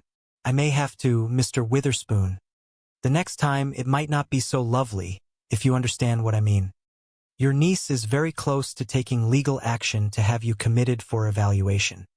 Wouldn't you rather invite me in of your own free will, so we can resolve this peacefully? Edgar stared at Jeremy for several seconds, weighing his options. The desperate urgency in his eyes was palpable. Finally, he let out a defeated sigh and stepped backward, gesturing with his hand. You must come in then, Edgar said, his voice dropping to a tense whisper. But you must be very, very careful where you walk. Do not touch anything. Do not even breathe too heavily. Jeremy stepped over the threshold, and the moment he did, his breath caught in his throat. The apartment was not merely cluttered. It was an extraordinary, overwhelming, and utterly baffling labyrinth of everyday objects. But this was no random horde. It was a single, colossal, an incredibly intricate structure that filled every square inch of the living room, rising from the floor to the very ceiling. Thousands of items were suspended in the air, connected by a dense web of colorful strings, copper wires, rubber bands, and delicate threads.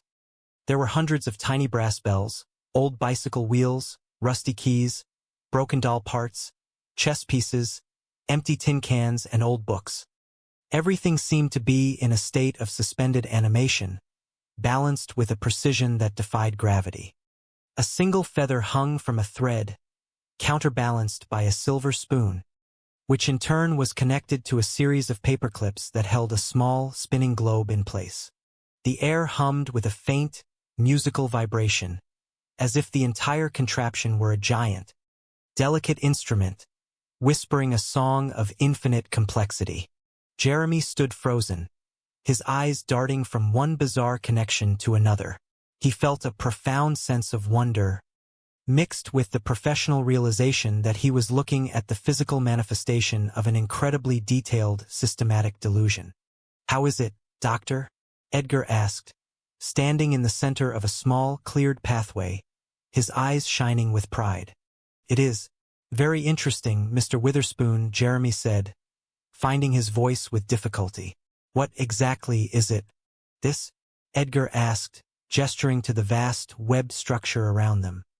This is the only thing that keeps the world from going poof. Jeremy stared at him, trying to process the statement. Now, let me understand you clearly, Mr. Witherspoon. You say that this structure, is what keeps the entire world from going poof. And it is not easy, Edgar said, shaking his head with a weary sigh. Most things are nearly impossible to find. People throw away the most vital components. You would not believe how difficult it is to locate a simple skate key these days. Where would you look for a skate key, Doctor? I can't imagine, Jeremy admitted honestly. I found one, though, Edgar said, pointing to a small, rusted key hanging near the ceiling, balanced perfectly between a light bulb and a wooden ruler. You think that is crazy, don't you? Well, you wouldn't by any chance have a business card on you, would you? Jeremy blinked. A business card? Yes, of course. He reached into his breast pocket and pulled out a clean, white card, handing it to Edgar. The old man took it with trembling, eager fingers. That was an easy one, Edgar muttered, immediately turning to the machine. He carefully slid the corner of the business card under a small, brass gear that was vibrating slightly. The moment the card was in place, the vibration stopped, and a tiny, silver bell gave a soft, reassuring chime. Edgar let out a long sigh of relief. There, that is much better. Jeremy watched the exchange with a mixture of fascination and clinical curiosity. Well, I won't take up any more of your time, Mr. Witherspoon. I have seen more than enough to understand your work. But tell me, how did you begin all of this? Edgar sat down on a small wooden stool, the only piece of furniture in the room that was not connected to the machine. He looked up at Jeremy, his expression turning thoughtful and nostalgic.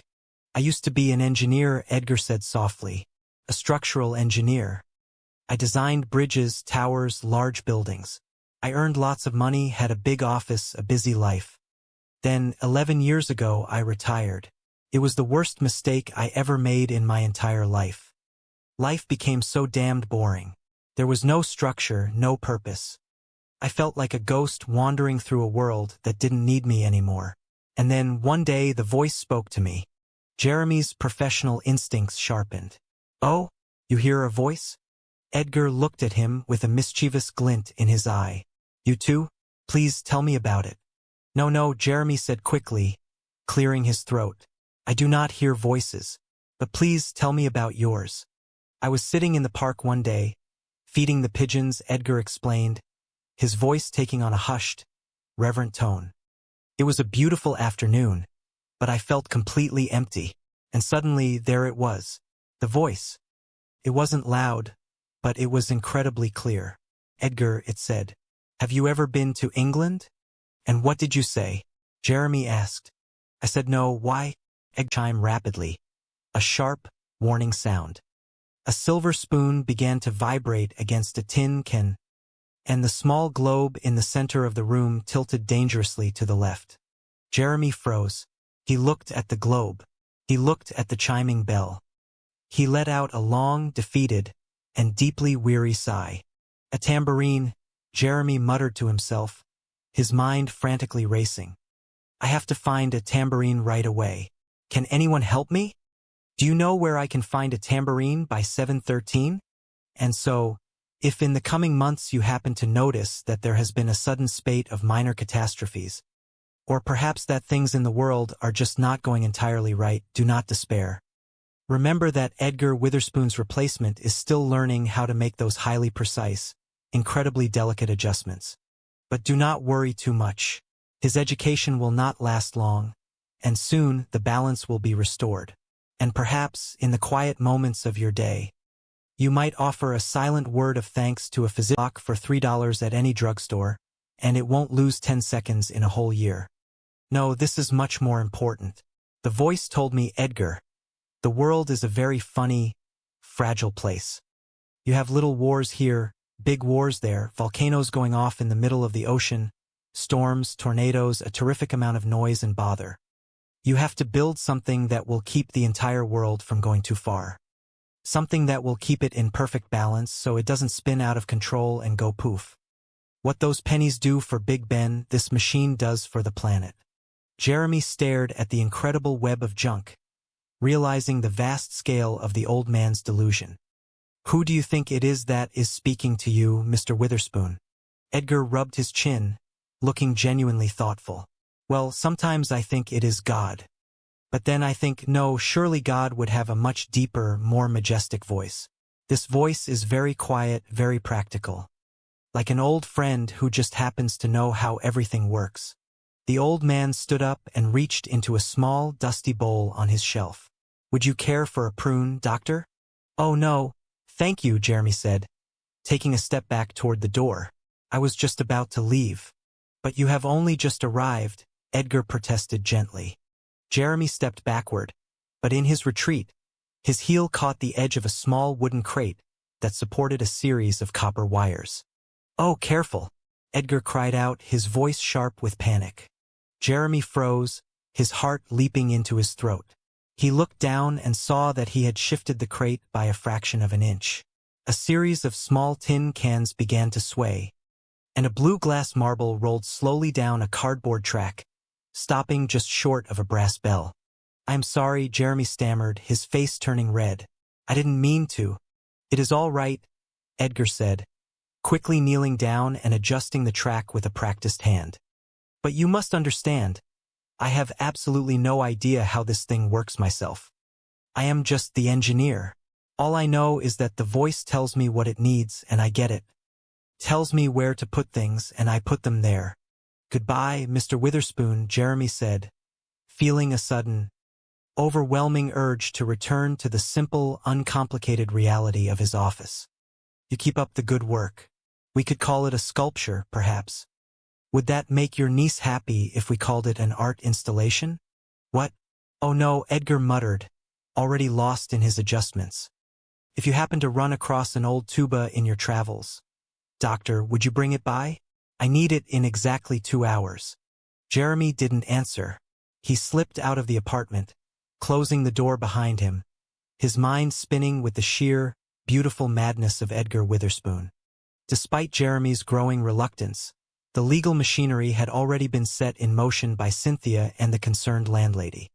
2 days later, Jeremy found himself in the clean, white, sterile corridor of the psychiatric observation ward. Edgar had been brought in for a mandatory 3-day evaluation. The old man sat on the edge of the clinical bed, looking incredibly small and fragile in his oversized hospital gown. He looked up at Jeremy with eyes that were no longer bright, but filled with a deep, desperate sorrow. Cynthia stood near the door, her face a mask of conflict and guilt. "Cynthia, please, do not do this to me," Edgar pleaded, his voice cracking. "Uncle Edgar, please try to understand," Cynthia said, her eyes welling with tears. "It is just for 3 days while they observe you. It is for your own safety." "It is too long," Edgar whispered, shaking his head. 3 days is far too long. The machine has to be maintained. It has to be kept in perfect balance every single hour, or things will begin to slide. Jeremy stepped forward, adopting his best professional, comforting tone. "Mr. Witherspoon, you must realize that you hear voices. That is simply not normal. You must understand that we want to help you find peace." Edgar looked up at him, a sudden spark of his old fire returning to his eyes. "You hear voices too, Doctor." Jeremy shook his head. "No, healthy people do not hear voices. You hear mine right now, don't you?" Edgar pointed out, his logic razor sharp. "That is not the same thing at all," Jeremy countered, a bit taken aback. "Why?" Edgar challenged him. "What is the difference between a sane man hearing a crazy voice and a crazy man hearing a sane voice? Maybe the truth is somewhere in the middle. Maybe we are both just trying to make sense of a world that is far too complicated for either of us." Jeremy remained silent, unable to find an immediate answer to the old man's philosophical riddle. Edgar slumped forward, staring at his bare feet. "You do not understand the terrible risk you are taking by keeping me here, Doctor. I knew it. I can feel it already. There goes Tatoa." Jeremy frowned, looking at his clipboard. "What is Tatoa?" "It is a tiny, beautiful island in the South Pacific," Edgar said, his voice heavy with grief. "What time is it right now, Doctor?" Jeremy checked his gold pocket watch. "It is exactly 3:17 in the afternoon." Edgar closed his eyes, a single tear slipping down his weathered cheek. "At 3:17 in the afternoon, the island of Tatoa became history because of you. Because I wasn't there to make the adjustment. Please, Doctor," Cynthia sobbed, turning away. "Let us leave him for now. Give him some time to rest." As they walked out into the hallway, Jeremy tried to reassure her. "Do not worry, Cynthia. It is a classic clinical case. A tired, elderly man feeling useless and discarded by society. So he created a typical delusion of grandeur. He convinced himself that he is vital to the world's survival to give his life meaning. It is a very common defense mechanism." "Poor Uncle Edgar," Cynthia sighed, wiping her eyes. "You will take good care of him, won't you, Doctor?" "Of course we will," Jeremy promised. Later that evening, Jeremy sat in his quiet study at home. The fireplace crackled warmly, throwing soft light across his desk. He was trying to read a professional journal, but his mind kept drifting back to Edgar's apartment, to the vast, delicate web of strings and bells, and to the old man's desperate warning. He reached over and turned on his small study radio, seeking some quiet music to distract him. Instead, the station was broadcasting the late evening news. The Middle East stalemate continues to worry international observers. While in Washington, Congress has finally passed the new Transportation Act, the announcer's voice droned, and in the South Pacific, the tiny, remote island of Tatoa has been completely destroyed by a sudden, catastrophic tidal wave. Details on this shocking natural disaster and all the news in an hour. Jeremy froze. The journal slipped from his fingers, landing with a heavy thud on the hardwood floor. Did he say Tatoa? Jeremy whispered to the empty room. His heart began to beat with a frantic, wild rhythm. He scrambled for the telephone on his desk, his fingers trembling as he dialed the operator. "Hello, yes. Give me the number for the Daily Chronicle news desk. Please, Jeremy said, his voice tight with anxiety. Thank you. He waited, the seconds stretching into absolute eternity as the line clicked and buzzed. Hello? Chronicle news desk? I want to check on a news story that was just broadcast, Jeremy said rapidly. I just heard a report about a tidal wave destroying an island in the South Pacific. Yes, Tatoa. Are there any details available yet? The voice on the other end of the line was professional and tired. Yes, sir, we are receiving reports now. A massive, unexpected wave swept over the entire island, completely submerging it. Jeremy swallowed hard, his throat dry. When did it happen? I mean, exactly what time did the... Searching his face for answers. I could not exactly call it a long conversation, Jeremy admitted, choosing his words carefully. But long enough to realize that he is. Absolutely. Cynthia finished the sentence for him, her shoulders slumping. On the other hand, Jeremy added quickly, wanting to provide some comfort. Mr. Witherspoon appears happy and like harmless. Harmless? Cynthia repeated, her voice rising slightly. He pesters strangers on the street. He runs after garbage trucks. That is far from harmless, doctor. Somebody saw him take a baby's bottle out of its carriage. I am afraid he will get arrested next time. Doctor, I will sign anything. Cooperate in any way Jeremy held up a hand, gently cutting her off. All right, maybe I will have another chat with him. A longer one. See if I can get him to open up. As he spoke, a strange, low hum seemed to vibrate through the floorboards of the clinic. It was so faint that Jeremy doubted anyone else felt it, but it sent a sudden, icy shiver down in a basement apartment on Elm Street. Jeremy stood up, his chair scraping loudly against the floor. He ran out of his house, grabbing his coat, his mind screaming with a single terrifying realization. The landlady. Jeremy drove through the dark streets of the city like a man possessed, ignoring traffic signals and speed limits. He arrived at the Elm Street apartment building, his tires screeching as he pulled up to the curb. He bolted down the stairs to the basement, his heart pounding in his chest. The door to Edgar's apartment was wide open. Inside, the lights were harsh and bright. Mrs. Milligan was standing in the center of the room, holding a large, industrial-sized broom.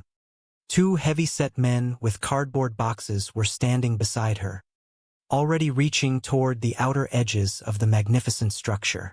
Stop! Jeremy screamed, bursting into the room, his chest heaving as he gasped for air. Don't touch it. You didn't touch anything yet. Did you? Tell me you haven't moved a single thing. Mrs. Milligan jumped, dropping her broom in surprise. Dr. Sinclair, you startled me half to death. What on earth is the matter with you? Why are you doing this? Jeremy demanded, stepping between the workmen and the delicate web of wires. Why? She asked, gesturing around the room with her hands on her hips. Because this is the creation of a completely disordered mind, that is why. And now that the old man is safely locked away in your hospital, I am cleaning this disaster out. I cannot rent this apartment to a decent tenant with all this garbage in it. No, you don't understand, Jeremy said, his voice desperate, his eyes darting to a small, suspended copper wire that was vibrating dangerously close to a silver spoon. By studying this, by analyzing it exactly as he left it, I can come to a much deeper insight into Mr. Witherspoon's psychological state. It is vital for his treatment. Doctor, the man is a loony, Mrs. Milligan said, shaking her head in disbelief. What else do you possibly have to know? It is trash. It is a fire hazard. All right, Jeremy said, taking a deep breath and reaching for his checkbook. I will rent the apartment. Mrs. Milligan blinked, completely stunned. You? Yes, Jeremy said quickly, writing out a check with shaking hands. I will rent this apartment, exactly as it is.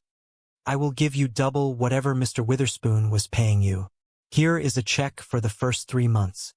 Just leave everything exactly as it is, and do not let anyone enter this room. Mrs. Milligan looked at the check, her eyes widening at the generous figure. Well, If you put it that way, doctor, I suppose the clinical research is very important. I will leave you to your studies. Come on, boys, let us leave the doctor to his work. As the landlady and her assistants left, closing the door behind them, Jeremy sank onto the small wooden stool. He looked at the vast, whispering machine, feeling an overwhelming weight settle onto his shoulders. The world was safe for the moment, but Edgar was still locked in the hospital. Suddenly, the telephone in the corner of the room rang, its loud bell echoing sharply through the quiet apartment. Jeremy jumped, quickly answering it. Dr. Sinclair? Came the voice of his head nurse, Miss Walker. Yes, Miss Walker, what is it? Doctor, we have a situation here, she said, sounding frantic. Mr. Witherspoon has escaped from the observation ward. Jeremy felt a wave of relief wash over him. Escaped? How? We don't know, sir, she explained. He was there 1 minute and the next he was just gone. Should I call the police? No, Jeremy said quickly. Do not call the police. Everything is going to be fine. I will handle this. Just keep it quiet. Jeremy hung up the phone and stood up. He turned around, and there, standing in the open doorway of the apartment, was Edgar Witherspoon. The old man was no longer wearing his hospital gown. He was dressed in a neat, slightly oversized travel suit, carrying a small, worn leather suitcase in his hand. He looked calm, relaxed, and surprisingly youthful. Mr. Witherspoon, Jeremy gasped, stepping forward. I don't even know how to begin to apologize to you. Nothing in all my years of psychiatric training had prepared me for a case like yours. I was so wrong. Edgar offered a warm, gentle smile, waving his hand dismissively. Do not worry about it, doctor. It was actually a very nice rest. Where are you going? Jeremy asked, noticing the suitcase. Away, finally, Edgar said, a look of quiet excitement in his eyes. After 11 long years of constant work, I am finally leaving. But what about the machine? Jeremy asked, his voice rising in panic as he pointed to the vast structure around them. What about the world? Edgar smiled, stepping into the room and looking around at his creation one last time. The voice spoke to me while I was resting in your hospital, doctor. It said, Edgar, have you ever been to Miami? And I said no, but I always used to think it would be a very nice place to retire. Go for it, the voice told me. You are officially off duty. Jeremy stared at him, horror dawning on him. Off duty? You mean all of this isn't necessary anymore? We can just take it down? Sure it is, Edgar said, as if explaining something to a child. It is absolutely essential. The world still has to be kept in balance every single day. But then, who is going to run it? Jeremy whispered, his voice trembling. Who is going to find the pieces? Who is going to make the adjustments? Edgar didn't answer. Instead, he reached into his pocket and pulled out a soft, white cotton handkerchief, handing it to the psychiatrist. You got a handkerchief, doctor? Edgar asked. Yes, right here, Jeremy said, taking it automatically. Thanks, Edgar said, smiling warmly. That lady at the hospital had me dressed so fast. I left mine behind. I wanted to make sure I returned yours. Edgar walked over to the machine, pointing to a small, suspended metal rod that was swaying gently. And look, it needs adjusting already, he noted. He reached out and carefully draped the soft cotton handkerchief over the end of the metal rod. The moment he did, the swaying stopped, and the entire room seemed to settle into a peaceful, harmonic hum. There, Edgar said, patting Jeremy's shoulder. That is it. Now, if I can just get a ping-pong ball in there by 7:13 this evening. Well, I guess we solved that little problem. I would get cracking if I were you, doctor. Jeremy looked at the handkerchief, then at the vast, dizzying labyrinth of strings, bells, and wires. Impossible, he whispered, shaking his head. I refuse. I am a psychiatrist, not an engineer. I cannot do this. Edgar picked up his suitcase, walking back toward the door. Jeremy, really, you will grow to like it. Give it a chance. It gives a man a real sense of purpose. So long, doctor. Don't take any wooden nickels. Unless you really need them for the machine, of course. Mr. Witherspoon, Jeremy cried out. But the old man was already gone, his cheerful whistling fading up the basement stairs into the warm evening air. Jeremy stood alone in the center of the room. The silence of the apartment was filled only by the delicate, shifting hum of the great machine. He looked at his watch. It was 6 o'clock. He had exactly 1 hour and 13 minutes to find a ping-pong ball. No, he muttered to himself. This is insane. I am not doing this. He turned toward the door, intending to walk out and never return. But as he stepped forward, a tiny brass bell near the ceiling began to chickly consistent. Who do you think it is who is speaking to you, Edgar? Well, sometimes I think it is God, Edgar said thoughtfully. And then I think, no, God would have a deeper voice. He reached into his cardigan pocket and pulled out a small, dried fruit. Would you care for a prune, Doctor? Oh, no, thank you, Jeremy said, feeling a sudden urge to escape the magnetic pull of the apartment. I was just leaving. But you have just arrived, Edgar protested. Jeremy turned to go, but his briefcase brushed against a low-hanging wire. The entire section of the machine shuddered, a small lead weight swinging wildly. Oh, careful, Edgar yelled, lunging forward to steady the wire with trembling hands. I have no idea how the thing works. All I know is that the voice tells me what it needs and I get it. Goodbye, Mr. Witherspoon, Jeremy said, his hand on the doorknob. You keep up the good work. We could call it a sculpture. Would that make your niece happy? Edgar did not look up, his fingers working furiously to recalibrate the swinging weight. What? Oh no. If you happen to run across an old tuba, would you bring it by? Whose practice has unexpectedly extended to the well-being of the entire planet. Dr. Jeremy Sinclair was now offering a highly unique, deeply essential form of preventative medicine, a prescription for global survival found only in the quiet, balanced corners of the Twilight Zone. The city was a tapestry of endless movement, a sprawling grid of concrete and glass where millions of lives intersected, collided, and went their separate ways. Most people moved through their days with their eyes fixed firmly on the ground or on their immediate destinations, completely unaware of the delicate threads holding their world together. In the heart of this bustling metropolis, within the faded brick walls of a modest apartment building, lived a man who saw those threads with absolute clarity. His name was Edgar Witherspoon, though to the residents of the building and the neighborhood, he was simply known as Uncle Edgar. To the landlady, Mrs. Milligan, he was something else entirely. He is crazy, Mrs. Milligan declared, her voice echoing off the sterile walls of the clinic office. She sat opposite Dr. Jeremy Sinclair, her hands gripping her purse as if it were a shield against the rising tide of eccentricity in her building. That is what he is. A loony, a nutcase, a genuine wacko. Uncle Edgar is always looking for things. Dr. Jeremy Sinclair, a man whose professional life was dedicated to untangling the knots of the human mind, listened with practiced, empathetic patience. He leaned forward, resting his elbows on his mahogany desk, gesturing for her to continue. What kind of things, Mrs. Milligan? Things like 3 paper clips or a chrome coat hanger, she said, her voice rising in disbelief. Or 1 patent leather tap shoe. He rummages through trash cans. He goes to garbage dumps. He is always bothering my other tenants. One day it is bicycle spokes. Then it is baseball cards. And who do the tenants complain to? Yours truly. He will not let anybody into his apartment. Not even his own niece, Cynthia. All that junk he is collecting, it is a fire trap. He could hurt himself. And other people. Namely me. He needs your help, doctor. Jeremy made a soft, understanding sound in his throat, jotting down a few notes on his pad.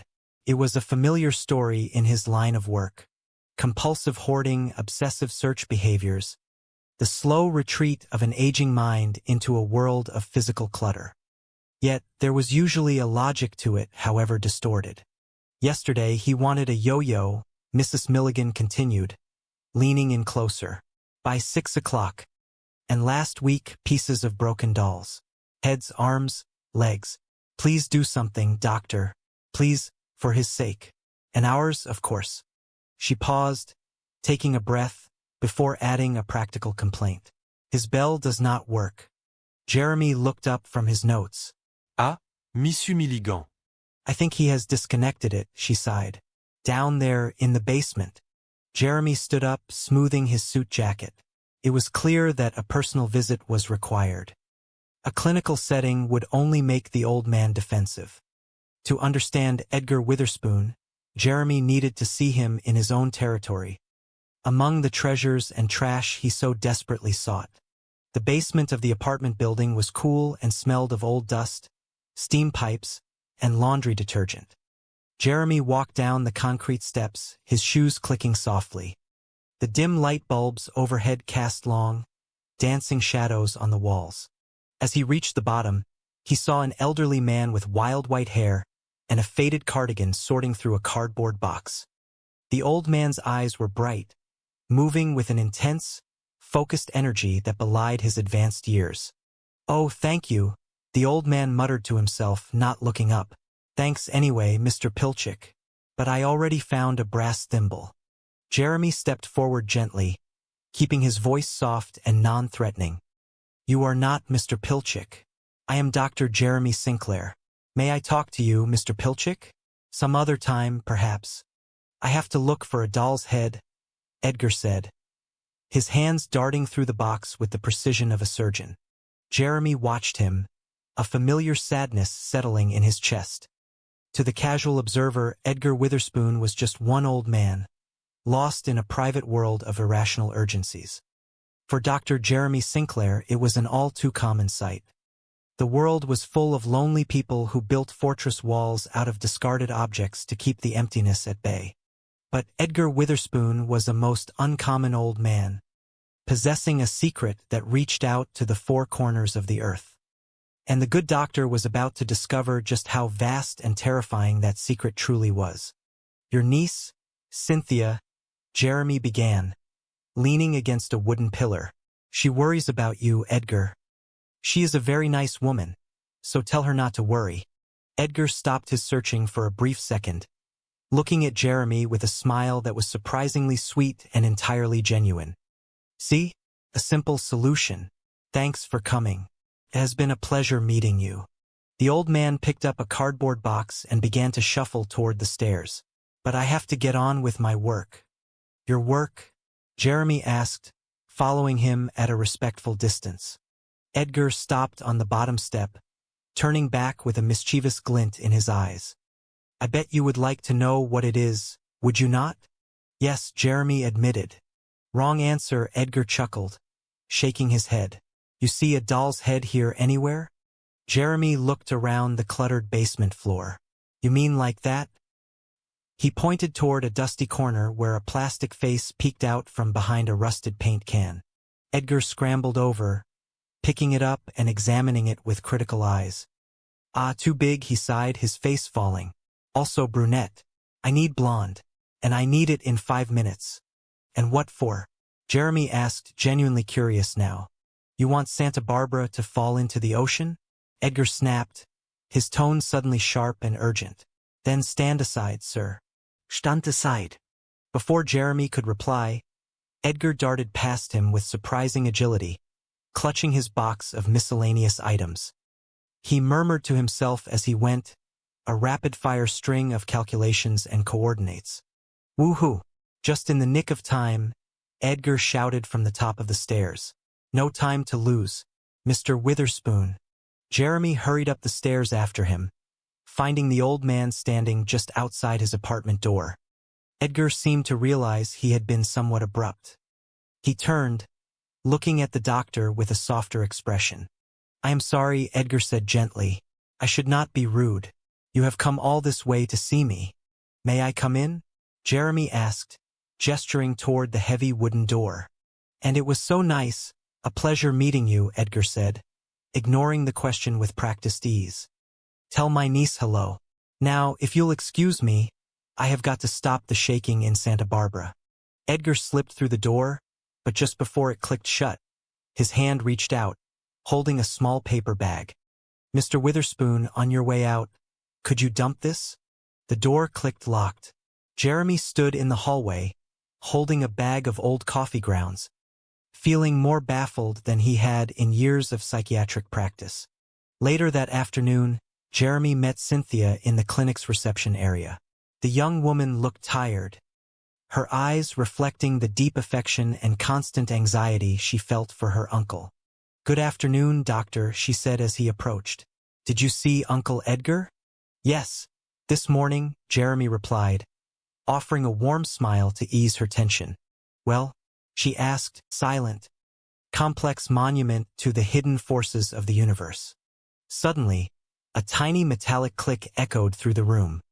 A small bell began to ring, its sound growing faster and more urgent. "Mr. Witherspoon," Dr. Sinclair called out, running to the door, but the hallway was completely empty. He turned back to the machine. The bell was ringing louder. A small blue feather was vibrating violently. "No," Dr. Sinclair muttered, his hands shaking as he looked around the room. "A tambourine. I have to find a tambourine right away." He ran to the window, shouting down to the street below. "Can you help me? Do you know where I can find a tambourine? If, in the next few months, you notice that there has been a sudden spate of minor catastrophes around the world, or perhaps things are just not going quite right, remember that Edgar Witherspoon's replacement is still learning how to make those precise, delicate adjustments. But do not worry too much. His education will not last long. And then you will all have a chance to make a real difference. Perhaps, in your quiet moments, you might give thanks to a unique physician whose medical practice extends to the well-being of the entire planet. Dr. Jeremy Sinclair offers a very special form of preventative medicine, found only in the Twilight Zone.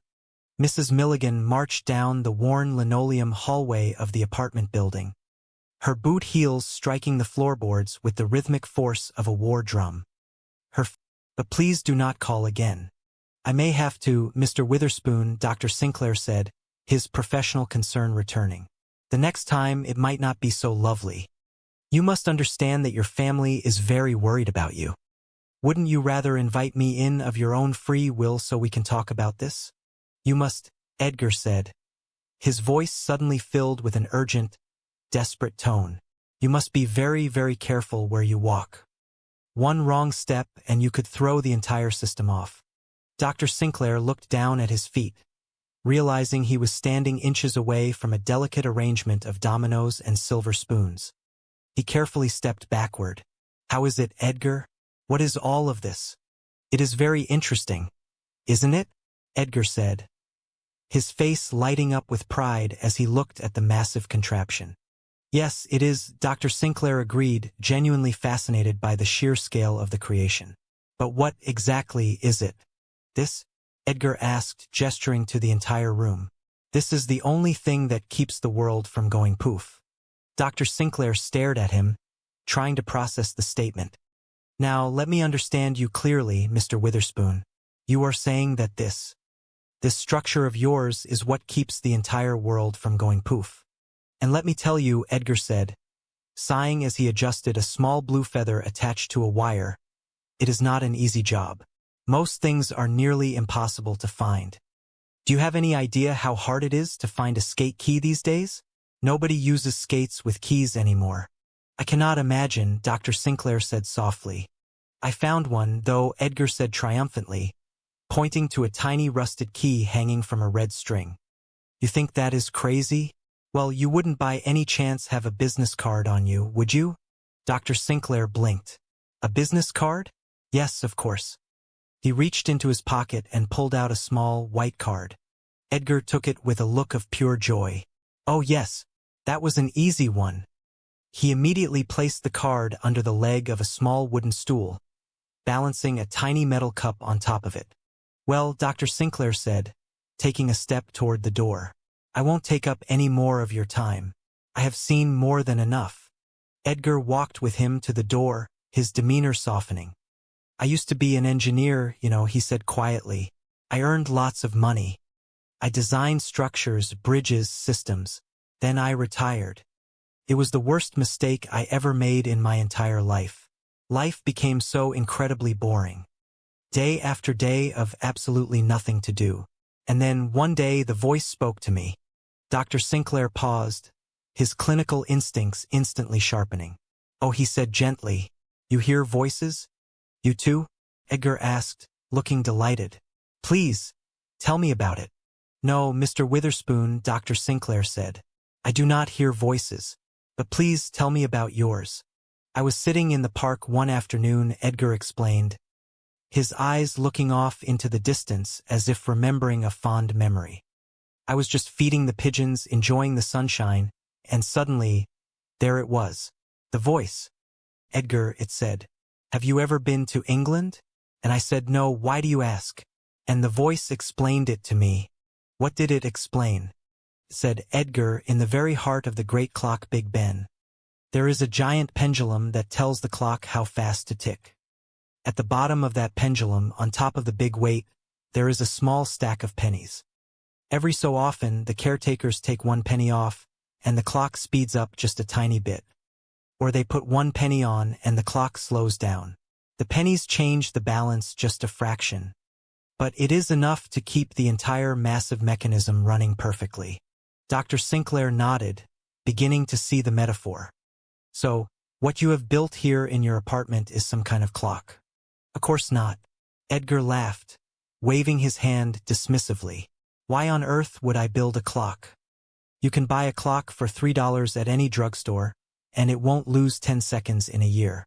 No, this is much bigger than a clock."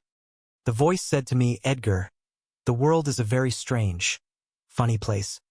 There are little wars here, big wars there, volcanoes going off, storms, tornadoes, a terrific amount of noise and bother. You have to build something that will keep the world from going too far. Something that will keep it from going poof. What those pennies do for Big Ben, this machine does for the entire planet." Dr. Sinclair looked at the gentle old man, feeling a deep sadness. "Who do you think it is who is speaking to you, Edgar?" "Well," Edgar said thoughtfully, rubbing his chin, "sometimes I think it is God. But then I think, no, if it were God, he would surely have a much deeper, more majestic voice. This voice is very polite, very ordinary. Would you care for a prune, Doctor?" "No, thank you," Dr. Sinclair said, shaking his head. "I really must be leaving."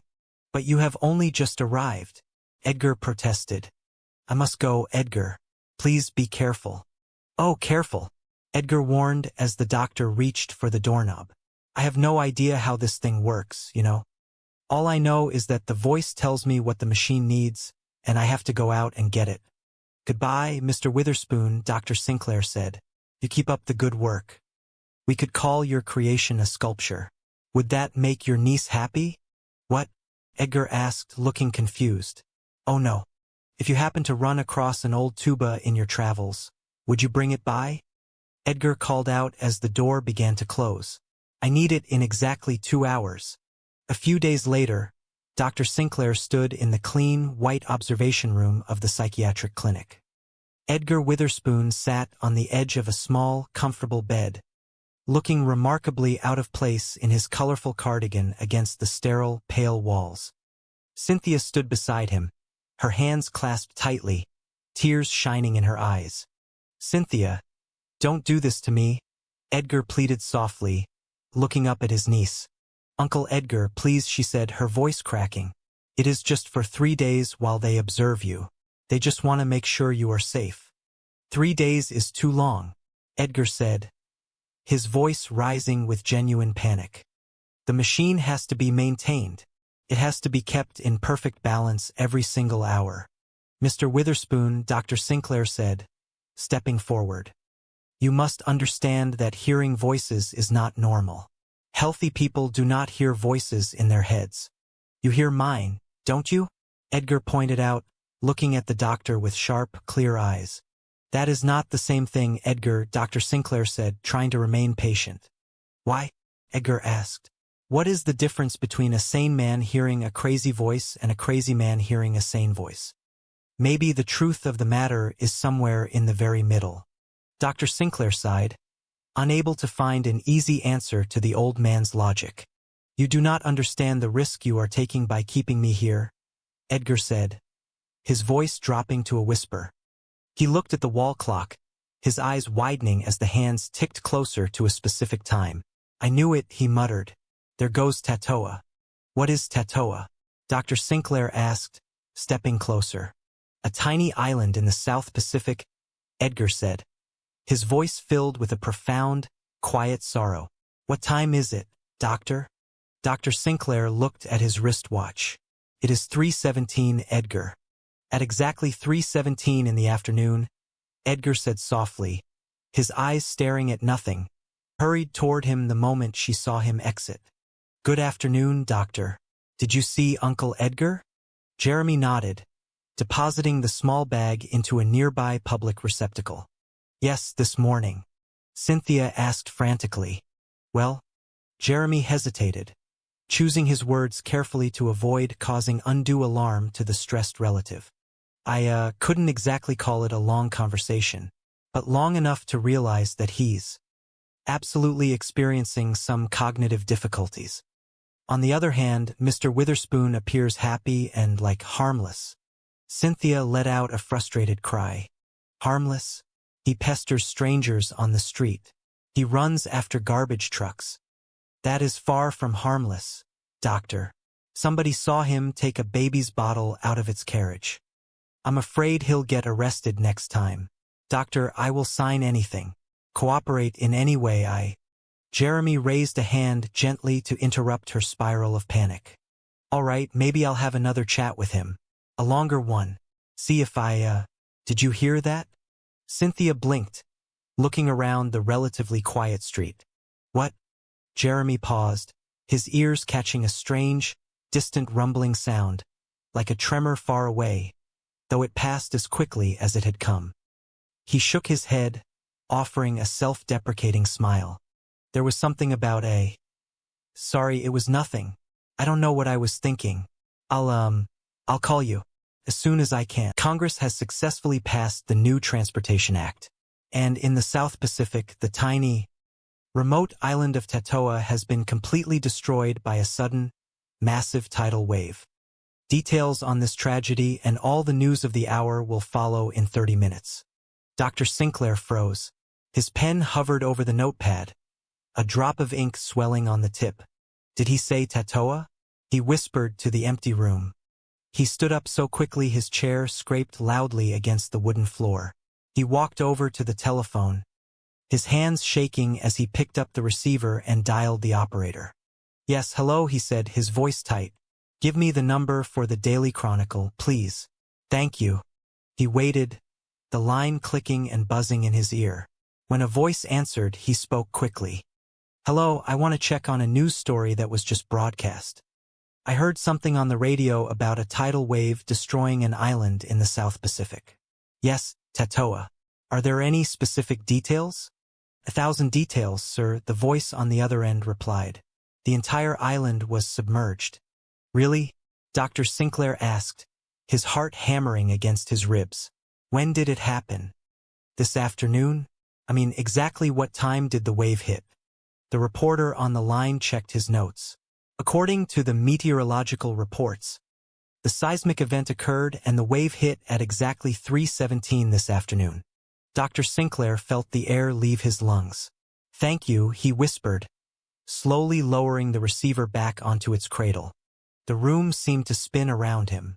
3:17. The exact minute Edgar had looked at the clock and said Tatoa had become history. He grabbed his coat and ran out of the house. A few minutes later, Dr. Sinclair burst into the lobby of the clinic, looking wild-eyed and breathless. He ran past the reception desk, where his assistant, Miss Walker, was sorting files. Miss Walker, he called out. Yes, doctor? She asked, looking up in surprise. Tatoa was destroyed at exactly 3:17 this afternoon, he said, his voice trembling. Is that bad? She asked, not understanding the significance. Last week, Santa Barbara was hit by an earthquake, Dr. Sinclair said, his mind racing. I am not taking any chances. Oh my God, the landlady, Mrs. Milligan. She said she was going to throw everything away. She will destroy the machine. He grabbed Miss Walker by the shoulders. Get Mr. Witherspoon released immediately. Do you hear me? Drive him home yourself, personally, as fast as your car can go. Without waiting for her reply, Dr. Sinclair ran out of the building, leapt into his car, and sped toward the apartment building on Elm Street. He took the stairs 3 at a time, bursting through the door of apartment 4B. The room was dark, but he could hear the sound of cardboard boxes scraping against the floor. Mrs. Milligan was standing in the center of the room, holding a large black garbage bag, her hand reaching toward a delicate mobile made of old bicycle spokes. "Don't touch that thing," Dr. Sinclair screamed, lunging forward. Mrs. Milligan jumped, dropping the bag in surprise. "Dr. Sinclair, you frightened the life out of me. You didn't touch anything, did you?" He gasped, his chest heaving as he stared at the massive structure. "You haven't touched anything or moved anything." "Not yet," she said, looking at him as if he had lost his mind. "Why?" "Because," Dr. Sinclair said, trying to compose himself and find a rational explanation, "this is the unique creation of a highly disordered mind. By studying it, analyzing it just exactly as he left it, I can come to a much deeper insight into Mr. Witherspoon's psychological problem." Mrs. Milligan rolled her eyes. "He is a loony, doctor. What else do you have to know? I cannot rent this place out with all this garbage in it." "All right," Dr. Sinclair said quickly. "I will rent it." "You?" she asked, her eyebrows rising. Yes, Dr. Sinclair said, pulling out his checkbook. "I will give you double what you are currently getting for it. I will be up later tonight with the check. Just leave everything exactly as it is." Mrs. Milligan looked at the checkbook, then at the doctor, a slow smile spreading across her face. "Well, if you want to pay double for a room full of junk, that is your business." "Thank you, Mrs. Milligan." Just then, the door to the apartment opened, and Edgar Witherspoon walked in, accompanied by Miss Walker. Edgar looked tired, but his eyes lit up when he saw his machine was intact. "He has escaped," Miss Walker gasped, catching her breath. "I tried to keep him at the clinic, but he just walked out. Should I call the cops?" Mrs. Milligan asked, looking suspicious. No, Dr. Sinclair said quickly. "Everything is going to be absolutely fine. Edgar, do you have a handkerchief?" "Oh yes," Edgar said, reaching into his pocket. "Yes, right away." He pulled out a crumpled white handkerchief and handed it to the doctor, who wiped the sweat from his forehead. "Thanks," Edgar added. "That lady at the clinic had me dressed so fast. I left mine behind." "Mr. Witherspoon," Dr. Sinclair said, his voice filled with sincere humility, "I do not even know how to begin to apologize to you. Nothing in all my years of psychiatric training had prepared me for a case like yours." "Well," Edgar said, walking over to his machine and looking at it with a quiet, peaceful expression. "It was nice meeting you, doctor. Where are you going?" Dr. Sinclair asked, noticing that Edgar was not taking off his coat. "Away," Edgar said simply. "Finally, after 11 long years of keeping the balance, I am leaving." "But what about the machine?" Dr. Sinclair asked, his voice rising in panic. "What about the world?" "The voice spoke to me while I was sitting in your clinic," Edgar explained, a gentle smile on his face.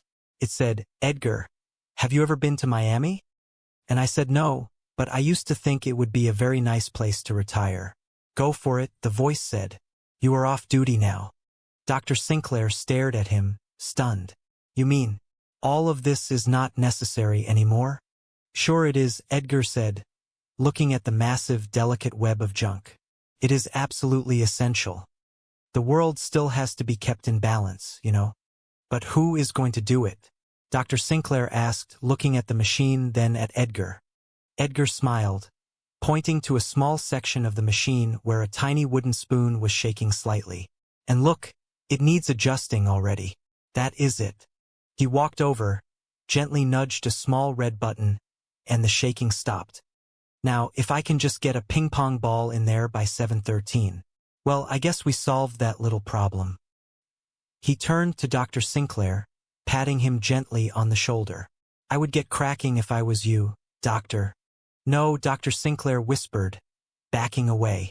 "Impossible. I refuse. Jeremy, really, Edgar said, his voice warm and encouraging. You will grow to like it. Just give it a chance. So long, doctor. Don't take any wooden nickels.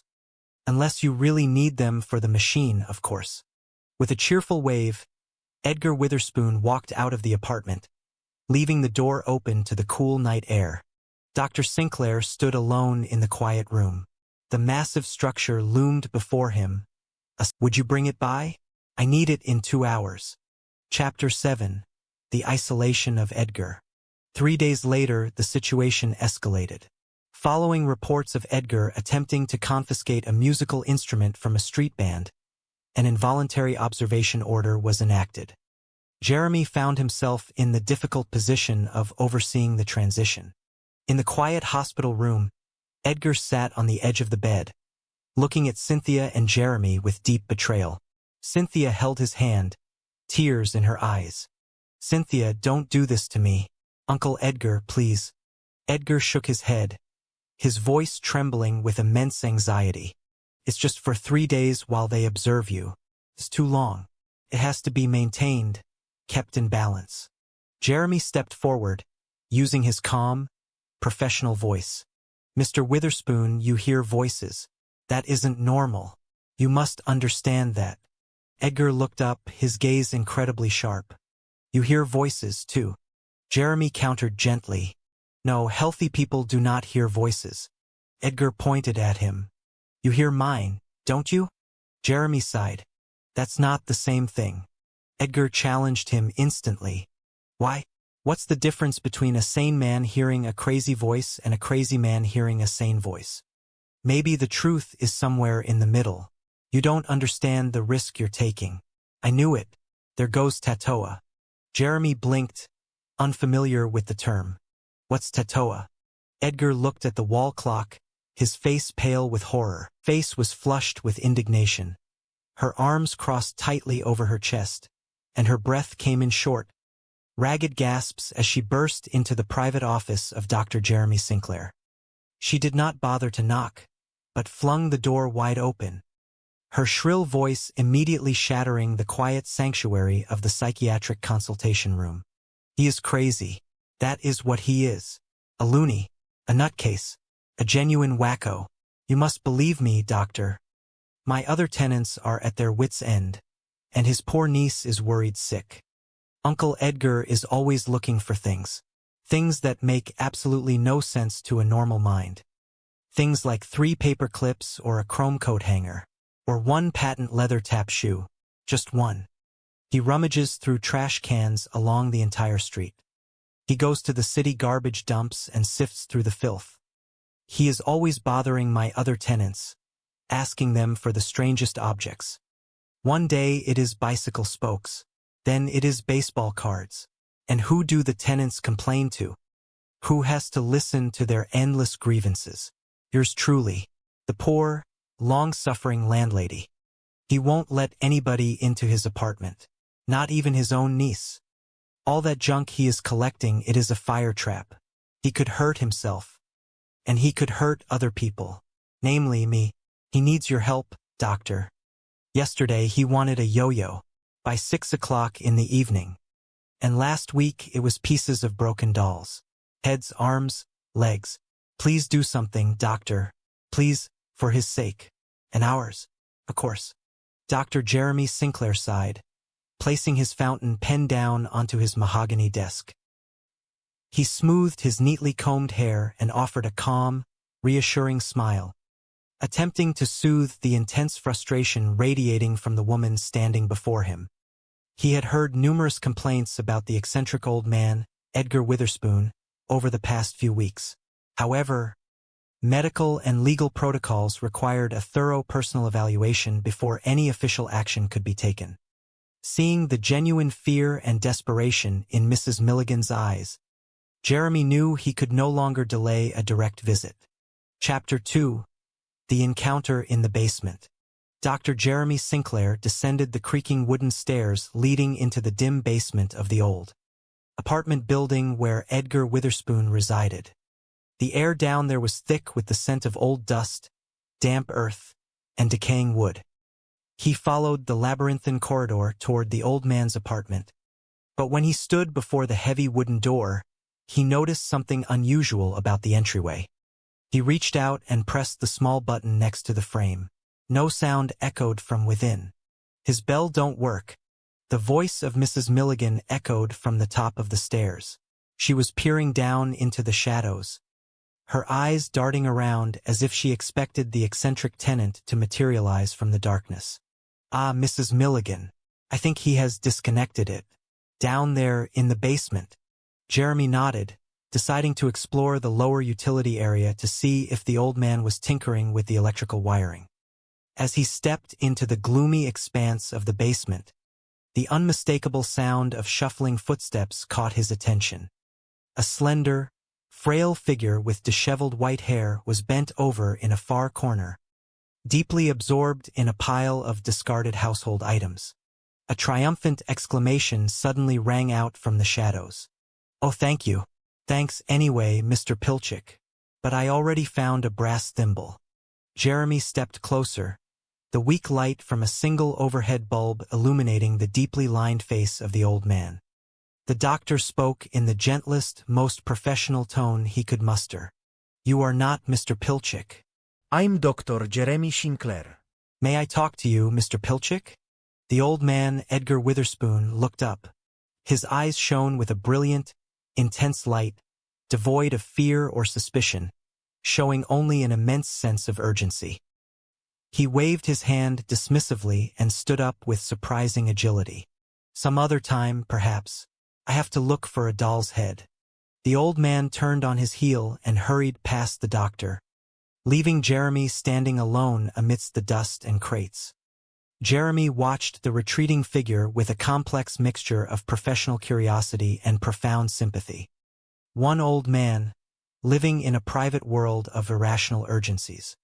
For Dr. Jeremy Sinclair, it was an all-too-common sight in his years of psychiatric practice. But Edgar Witherspoon was a most uncommon old man.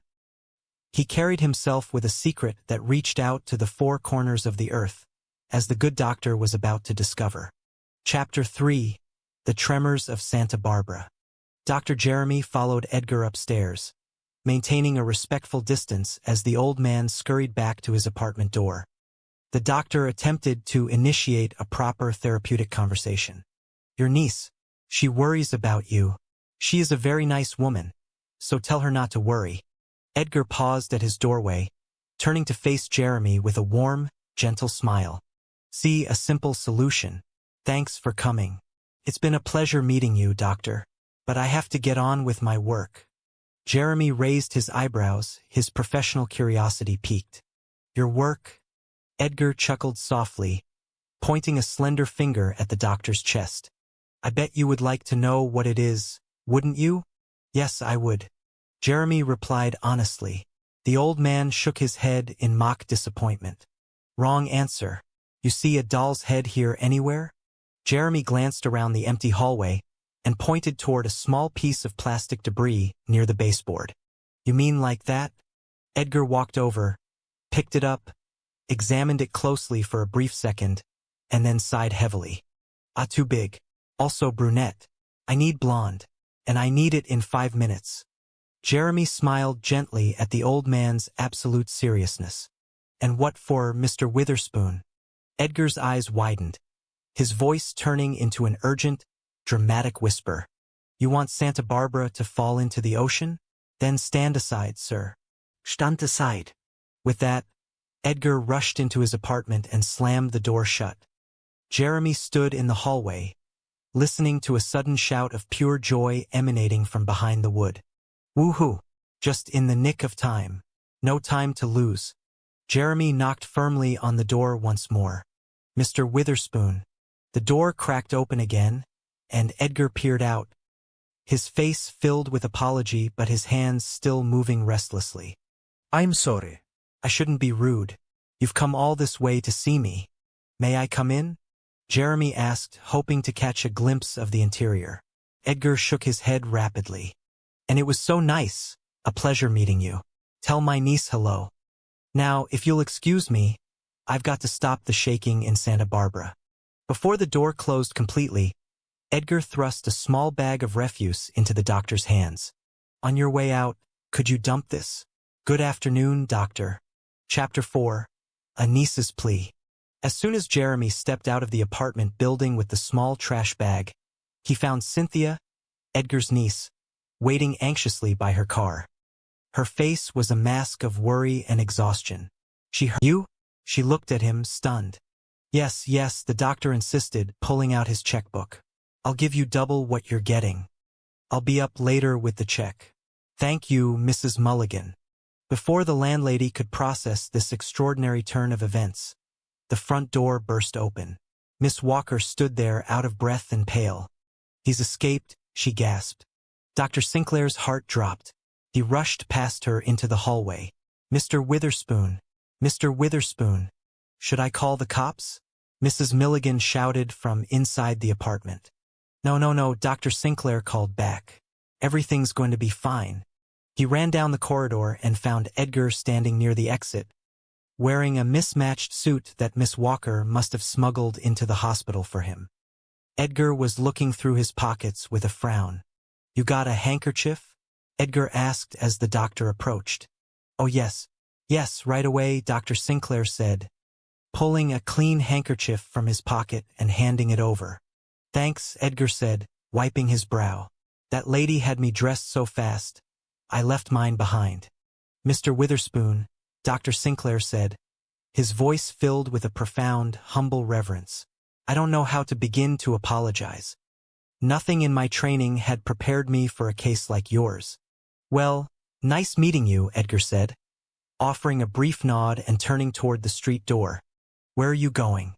Dr. Sinclair asked, a sudden panic gripping him. Away. Finally, after 11 years, Edgar said with a bright, liberated smile. But what about tough? The doctor asked. Jen.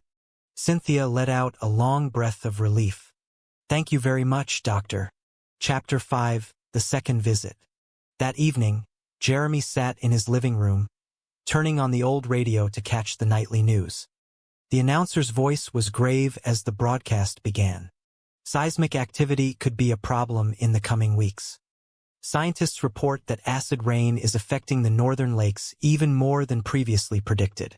Jeremy turned off the radio, his mind immediately drifting back to Edgar Witherspoon and his bizarre warning about Santa Barbara.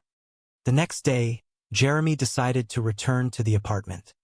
He was determined to gain entry and perform a proper evaluation. He stood before the door and knocked loudly. Mr. Witherspoon? A sharp voice shouted back from the other side. Go away. I'm not home. Jeremy smiled at the transparent deception. It's Dr. Sinclair. I was here last week. You remember? Edgar replied stubbornly. Sorry, I wasn't home last week either. Jeremy adjusted his tone, making it firm and authoritative. Mr. Witherspoon, I could legally force you to open this door to me. Is that what you want? After a long pause, the lock clicked, and the door swung open. Edgar glared at him. You're a curious one. Jeremy shrugged, trying to keep the atmosphere light. Odd, you mean? Edgar corrected him instantly. I mean nosy. Jeremy chuckled softly.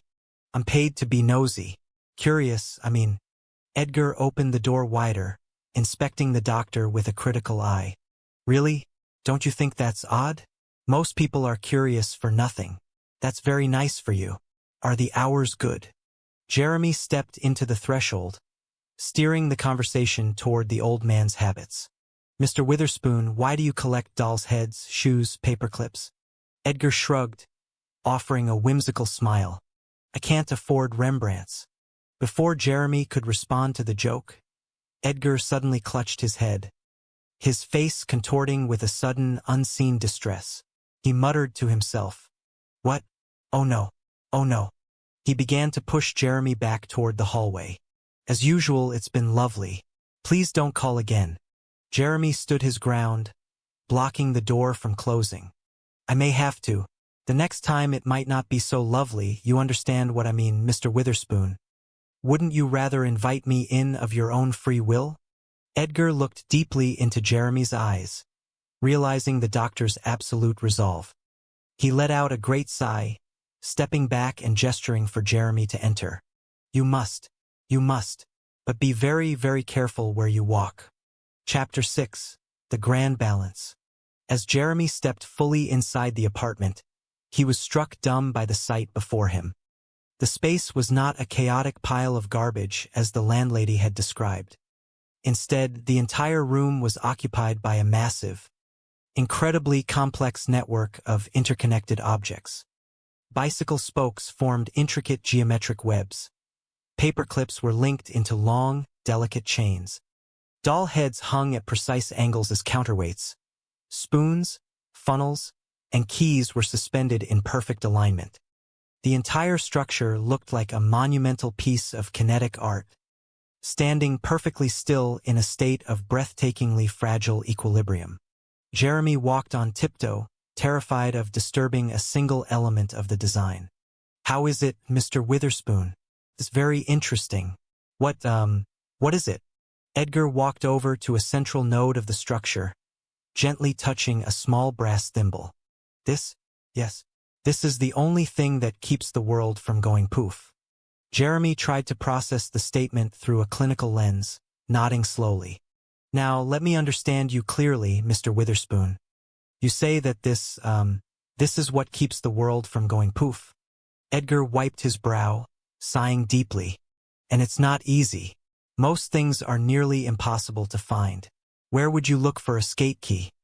Oh, I can't imagine you would know. I found one, though. You think that's crazy? Well, you wouldn't by any chance have a business card, would you? Jeremy was taken aback by the sudden request. He reached into his pocket and produced a small, white card. Oh yes, of course. Edgar snatched it with pure delight. That was an easy one. Well, I won't take up any more of your time. I've seen more than enough.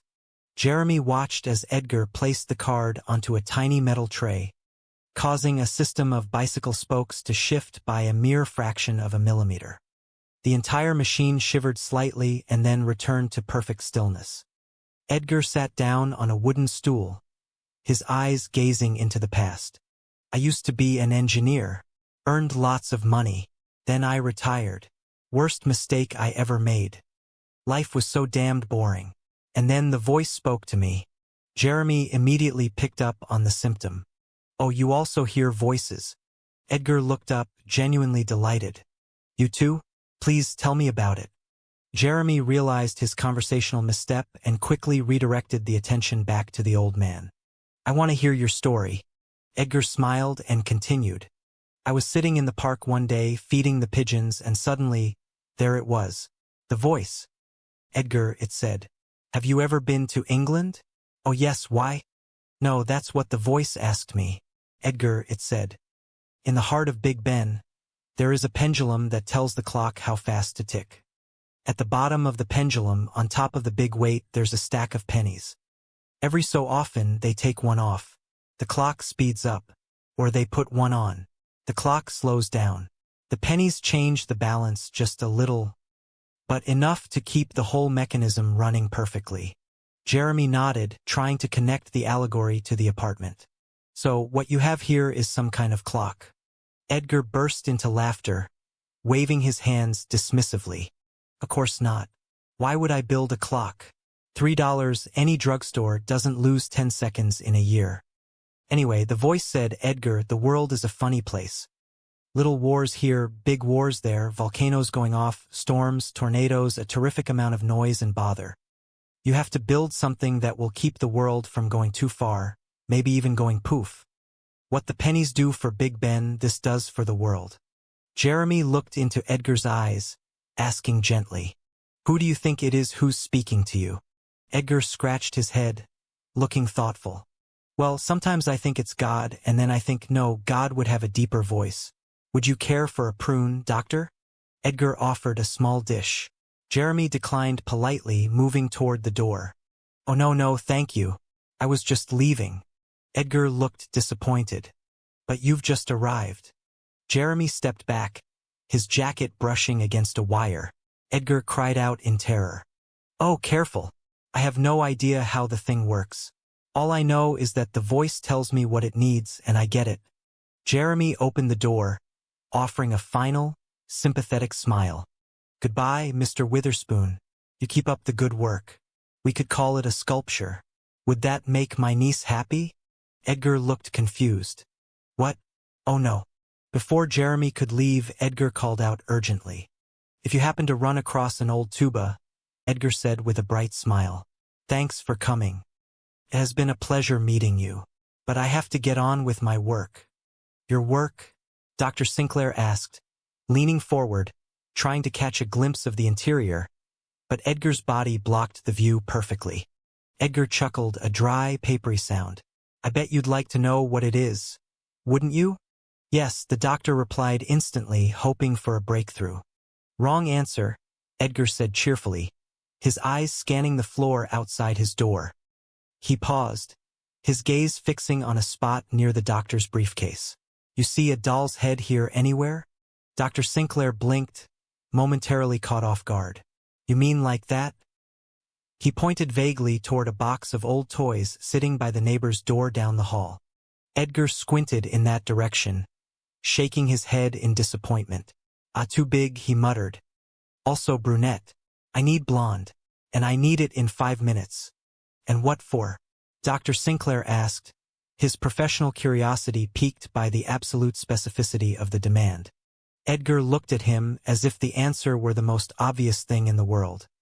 You want Santa Barbara to fall into the ocean? Then stand aside, sir. Stand aside. And then the voice said, Edgar, the world is a very funny place. It is a massive, delicate machine. Little wars here, big wars there, volcanoes going off in the Pacific, storms in the Atlantic, tornadoes in the Midwest. A terrific amount of noise and bother all the time. But it is all connected, Edgar. It is all a matter of balance. You have to build something, Edgar. You have to build a system that will keep the world from going too far to one side. A tiny island in the South Pacific. What time is it? 3:17? At 3:17 in the afternoon, Tatoa became history because of you. Cynthia tried to soothe him. Please, weather's still time. Edgar turned to his niece, his voice cracking with desperation. It'll take me days to clean up this junk if the balance fails. Keep her away from it. Remember Tatoa. Jeremy led Cynthia out into the hallway. She looked at the doctor, sighing heavily. Classic St. Coast. Tired, feeling useless after retirement, he created this world. Jeremy nodded in diagnostic agreement. Typical delusion of grandeur that he was vital to the world's survival. Poor Uncle Edgar. You will take good care of him, won't you? Chapter 8. The Broadcast. Later that afternoon, Jeremy sat in his private office, the silence broken only by the ticking of his desk clock. The old man's terrifyingly specific prediction about an island named Tatoa weighed heavily on his mind. He reached out and switched on his small desk radio. The news broadcast was already in progress. Mideast stalemate continues with no immediate resolution. Congress passes the new Transportation Act. And in the South Pacific, the tiny island of Tatoa is destroyed by a massive tidal wave. Details on this and all the news in an hour. Jeremy froze. The pen in his hand slipped from his fingers, rolling across the desk. Did he say Tatoa? He grabbed the telephone receiver, his hands shaking as he dialed the operator. Yes, the number for the Chronicle, please. Thank you. Hello, I want to check on a news story. I just heard something on the radio about a tidal wave destroying an island. Yes, that's it. Are there any details? 1,000. Really? When? This afternoon? I mean, exactly what time? Thank you. Jeremy slammed the receiver down, his face entirely devoid of color. He looked up as his secretary, Miss Walker, entered the room with a stack of files. Miss Walker. She startled. Yes, doctor. Jeremy spoke with an intensity that terrified her. Tatoa was destroyed at exactly 3:17 this afternoon. Miss Walker looked confused. Is that bad? Jeremy grabbed his coat, his mind racing through the horrific realization of what he had done. Last week, Santa Barbara was hit by an earthquake right after he was delayed in finding his blonde doll head. I'm not taking any chances. Oh my God, the landlady. She'll destroy it. Get Mr. Witherspoon released immediately. Drive him home. You personally as fast as you can. Chapter 9, The Race Against Destruction. Jeremy sprinted through the corridors of the apartment building, bursting into Edgar's apartment just as Mrs. Milligan was raising a heavy broom to clear away a section of the structure. Jeremy threw himself between the broom and the delicate network of wires, shouting at the top of his lungs. Don't touch the thing. You did you? You haven't touched anything or moved anything. Mrs. Milligan lowered the broom, glaring at him in utter astonishment. Not yet. Why? Jeremy forced his voice into a clinical, authoritative register to manipulate her. Because this is the creation of a disordered mind. And by studying it, analyzing it just exactly as he left it, I can come to a deeper insight into Mr. Witherspoon's problem. Mrs. Milligan scoffed loudly. He's a loony. What else do you have to know? Jeremy shook his head vigorously. No. It's not that simple. Mrs. Milligan crossed her arms. I can't rent this place with garbage in it. Jeremy made an immediate, desperate decision. All right, I'll rent it. Mrs. Milligan blinked. You? Jeremy nodded rapidly, pulling out his checkbook. Yes. I'll give you double what you're getting from him. I'll be up later with the check. Thank you, Mrs. Mulligan. Mrs. Milligan smiled, entirely satisfied with the sudden financial windfall, and walked out of the apartment.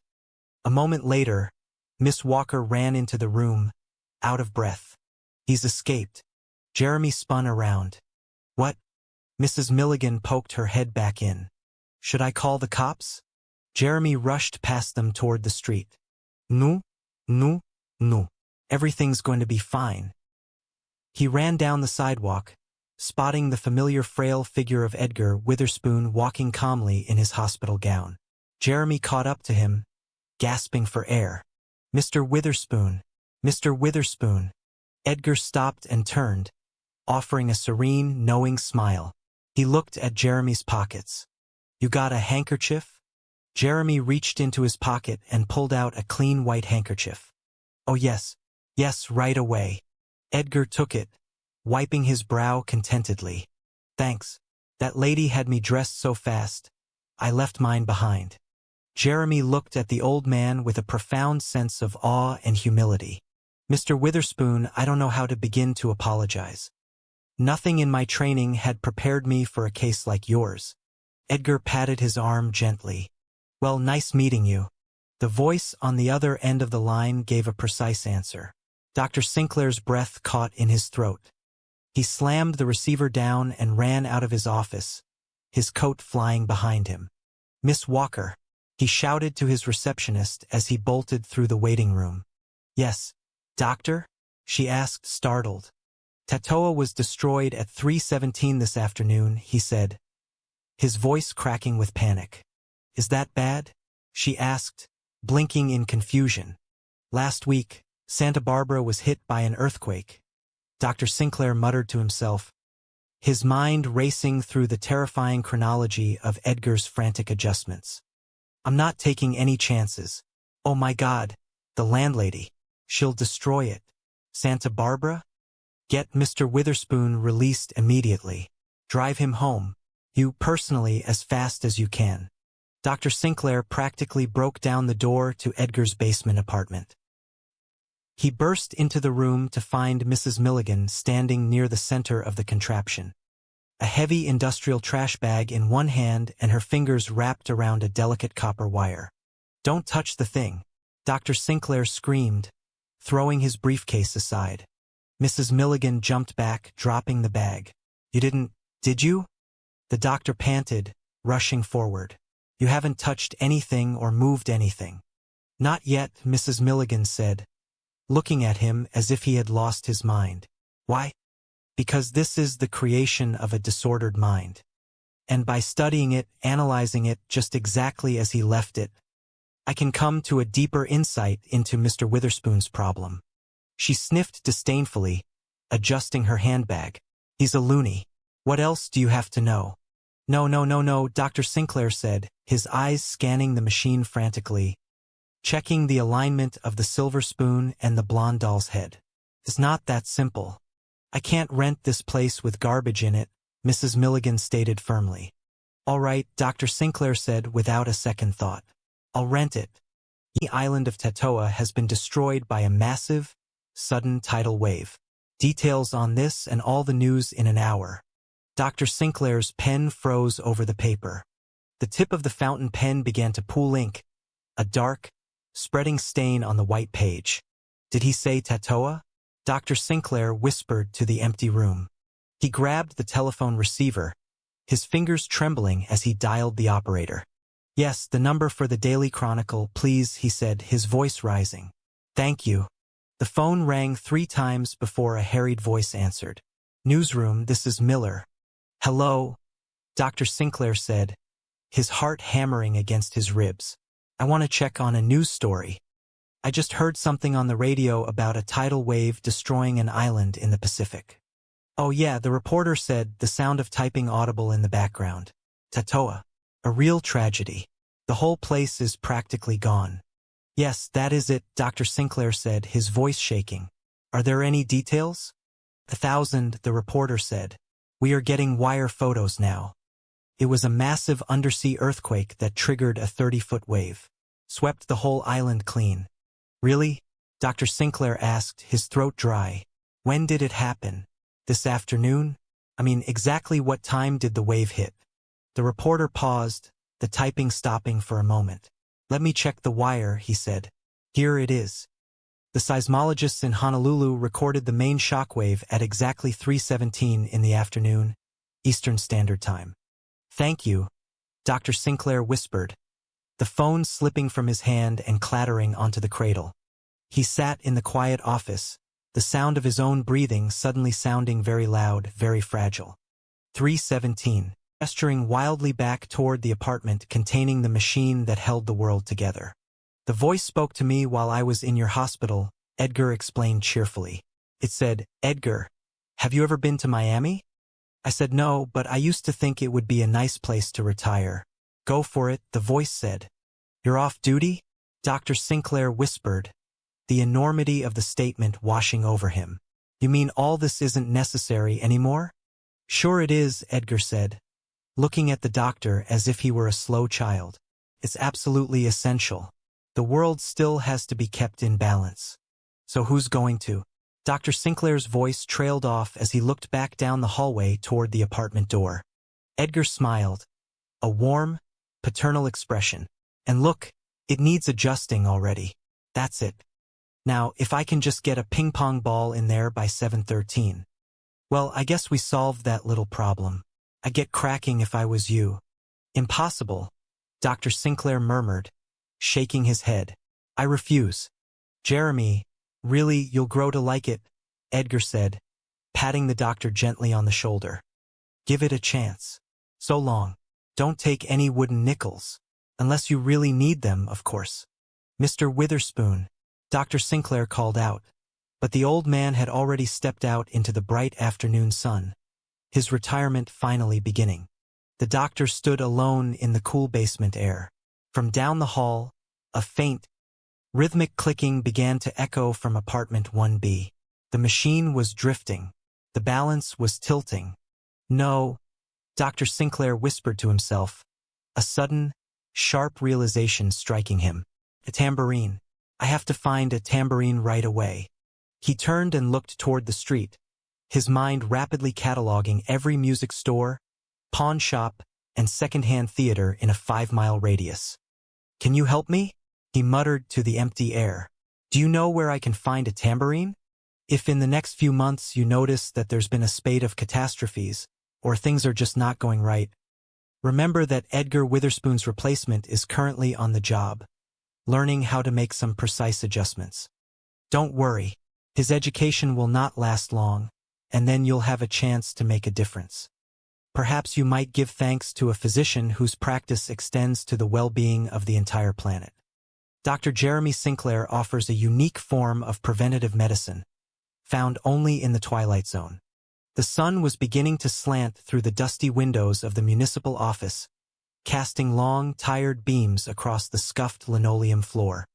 In the center of the room stood Mrs. Milligan, her hands clamped tightly on her hips, her face a vivid portrait of exasperated determination.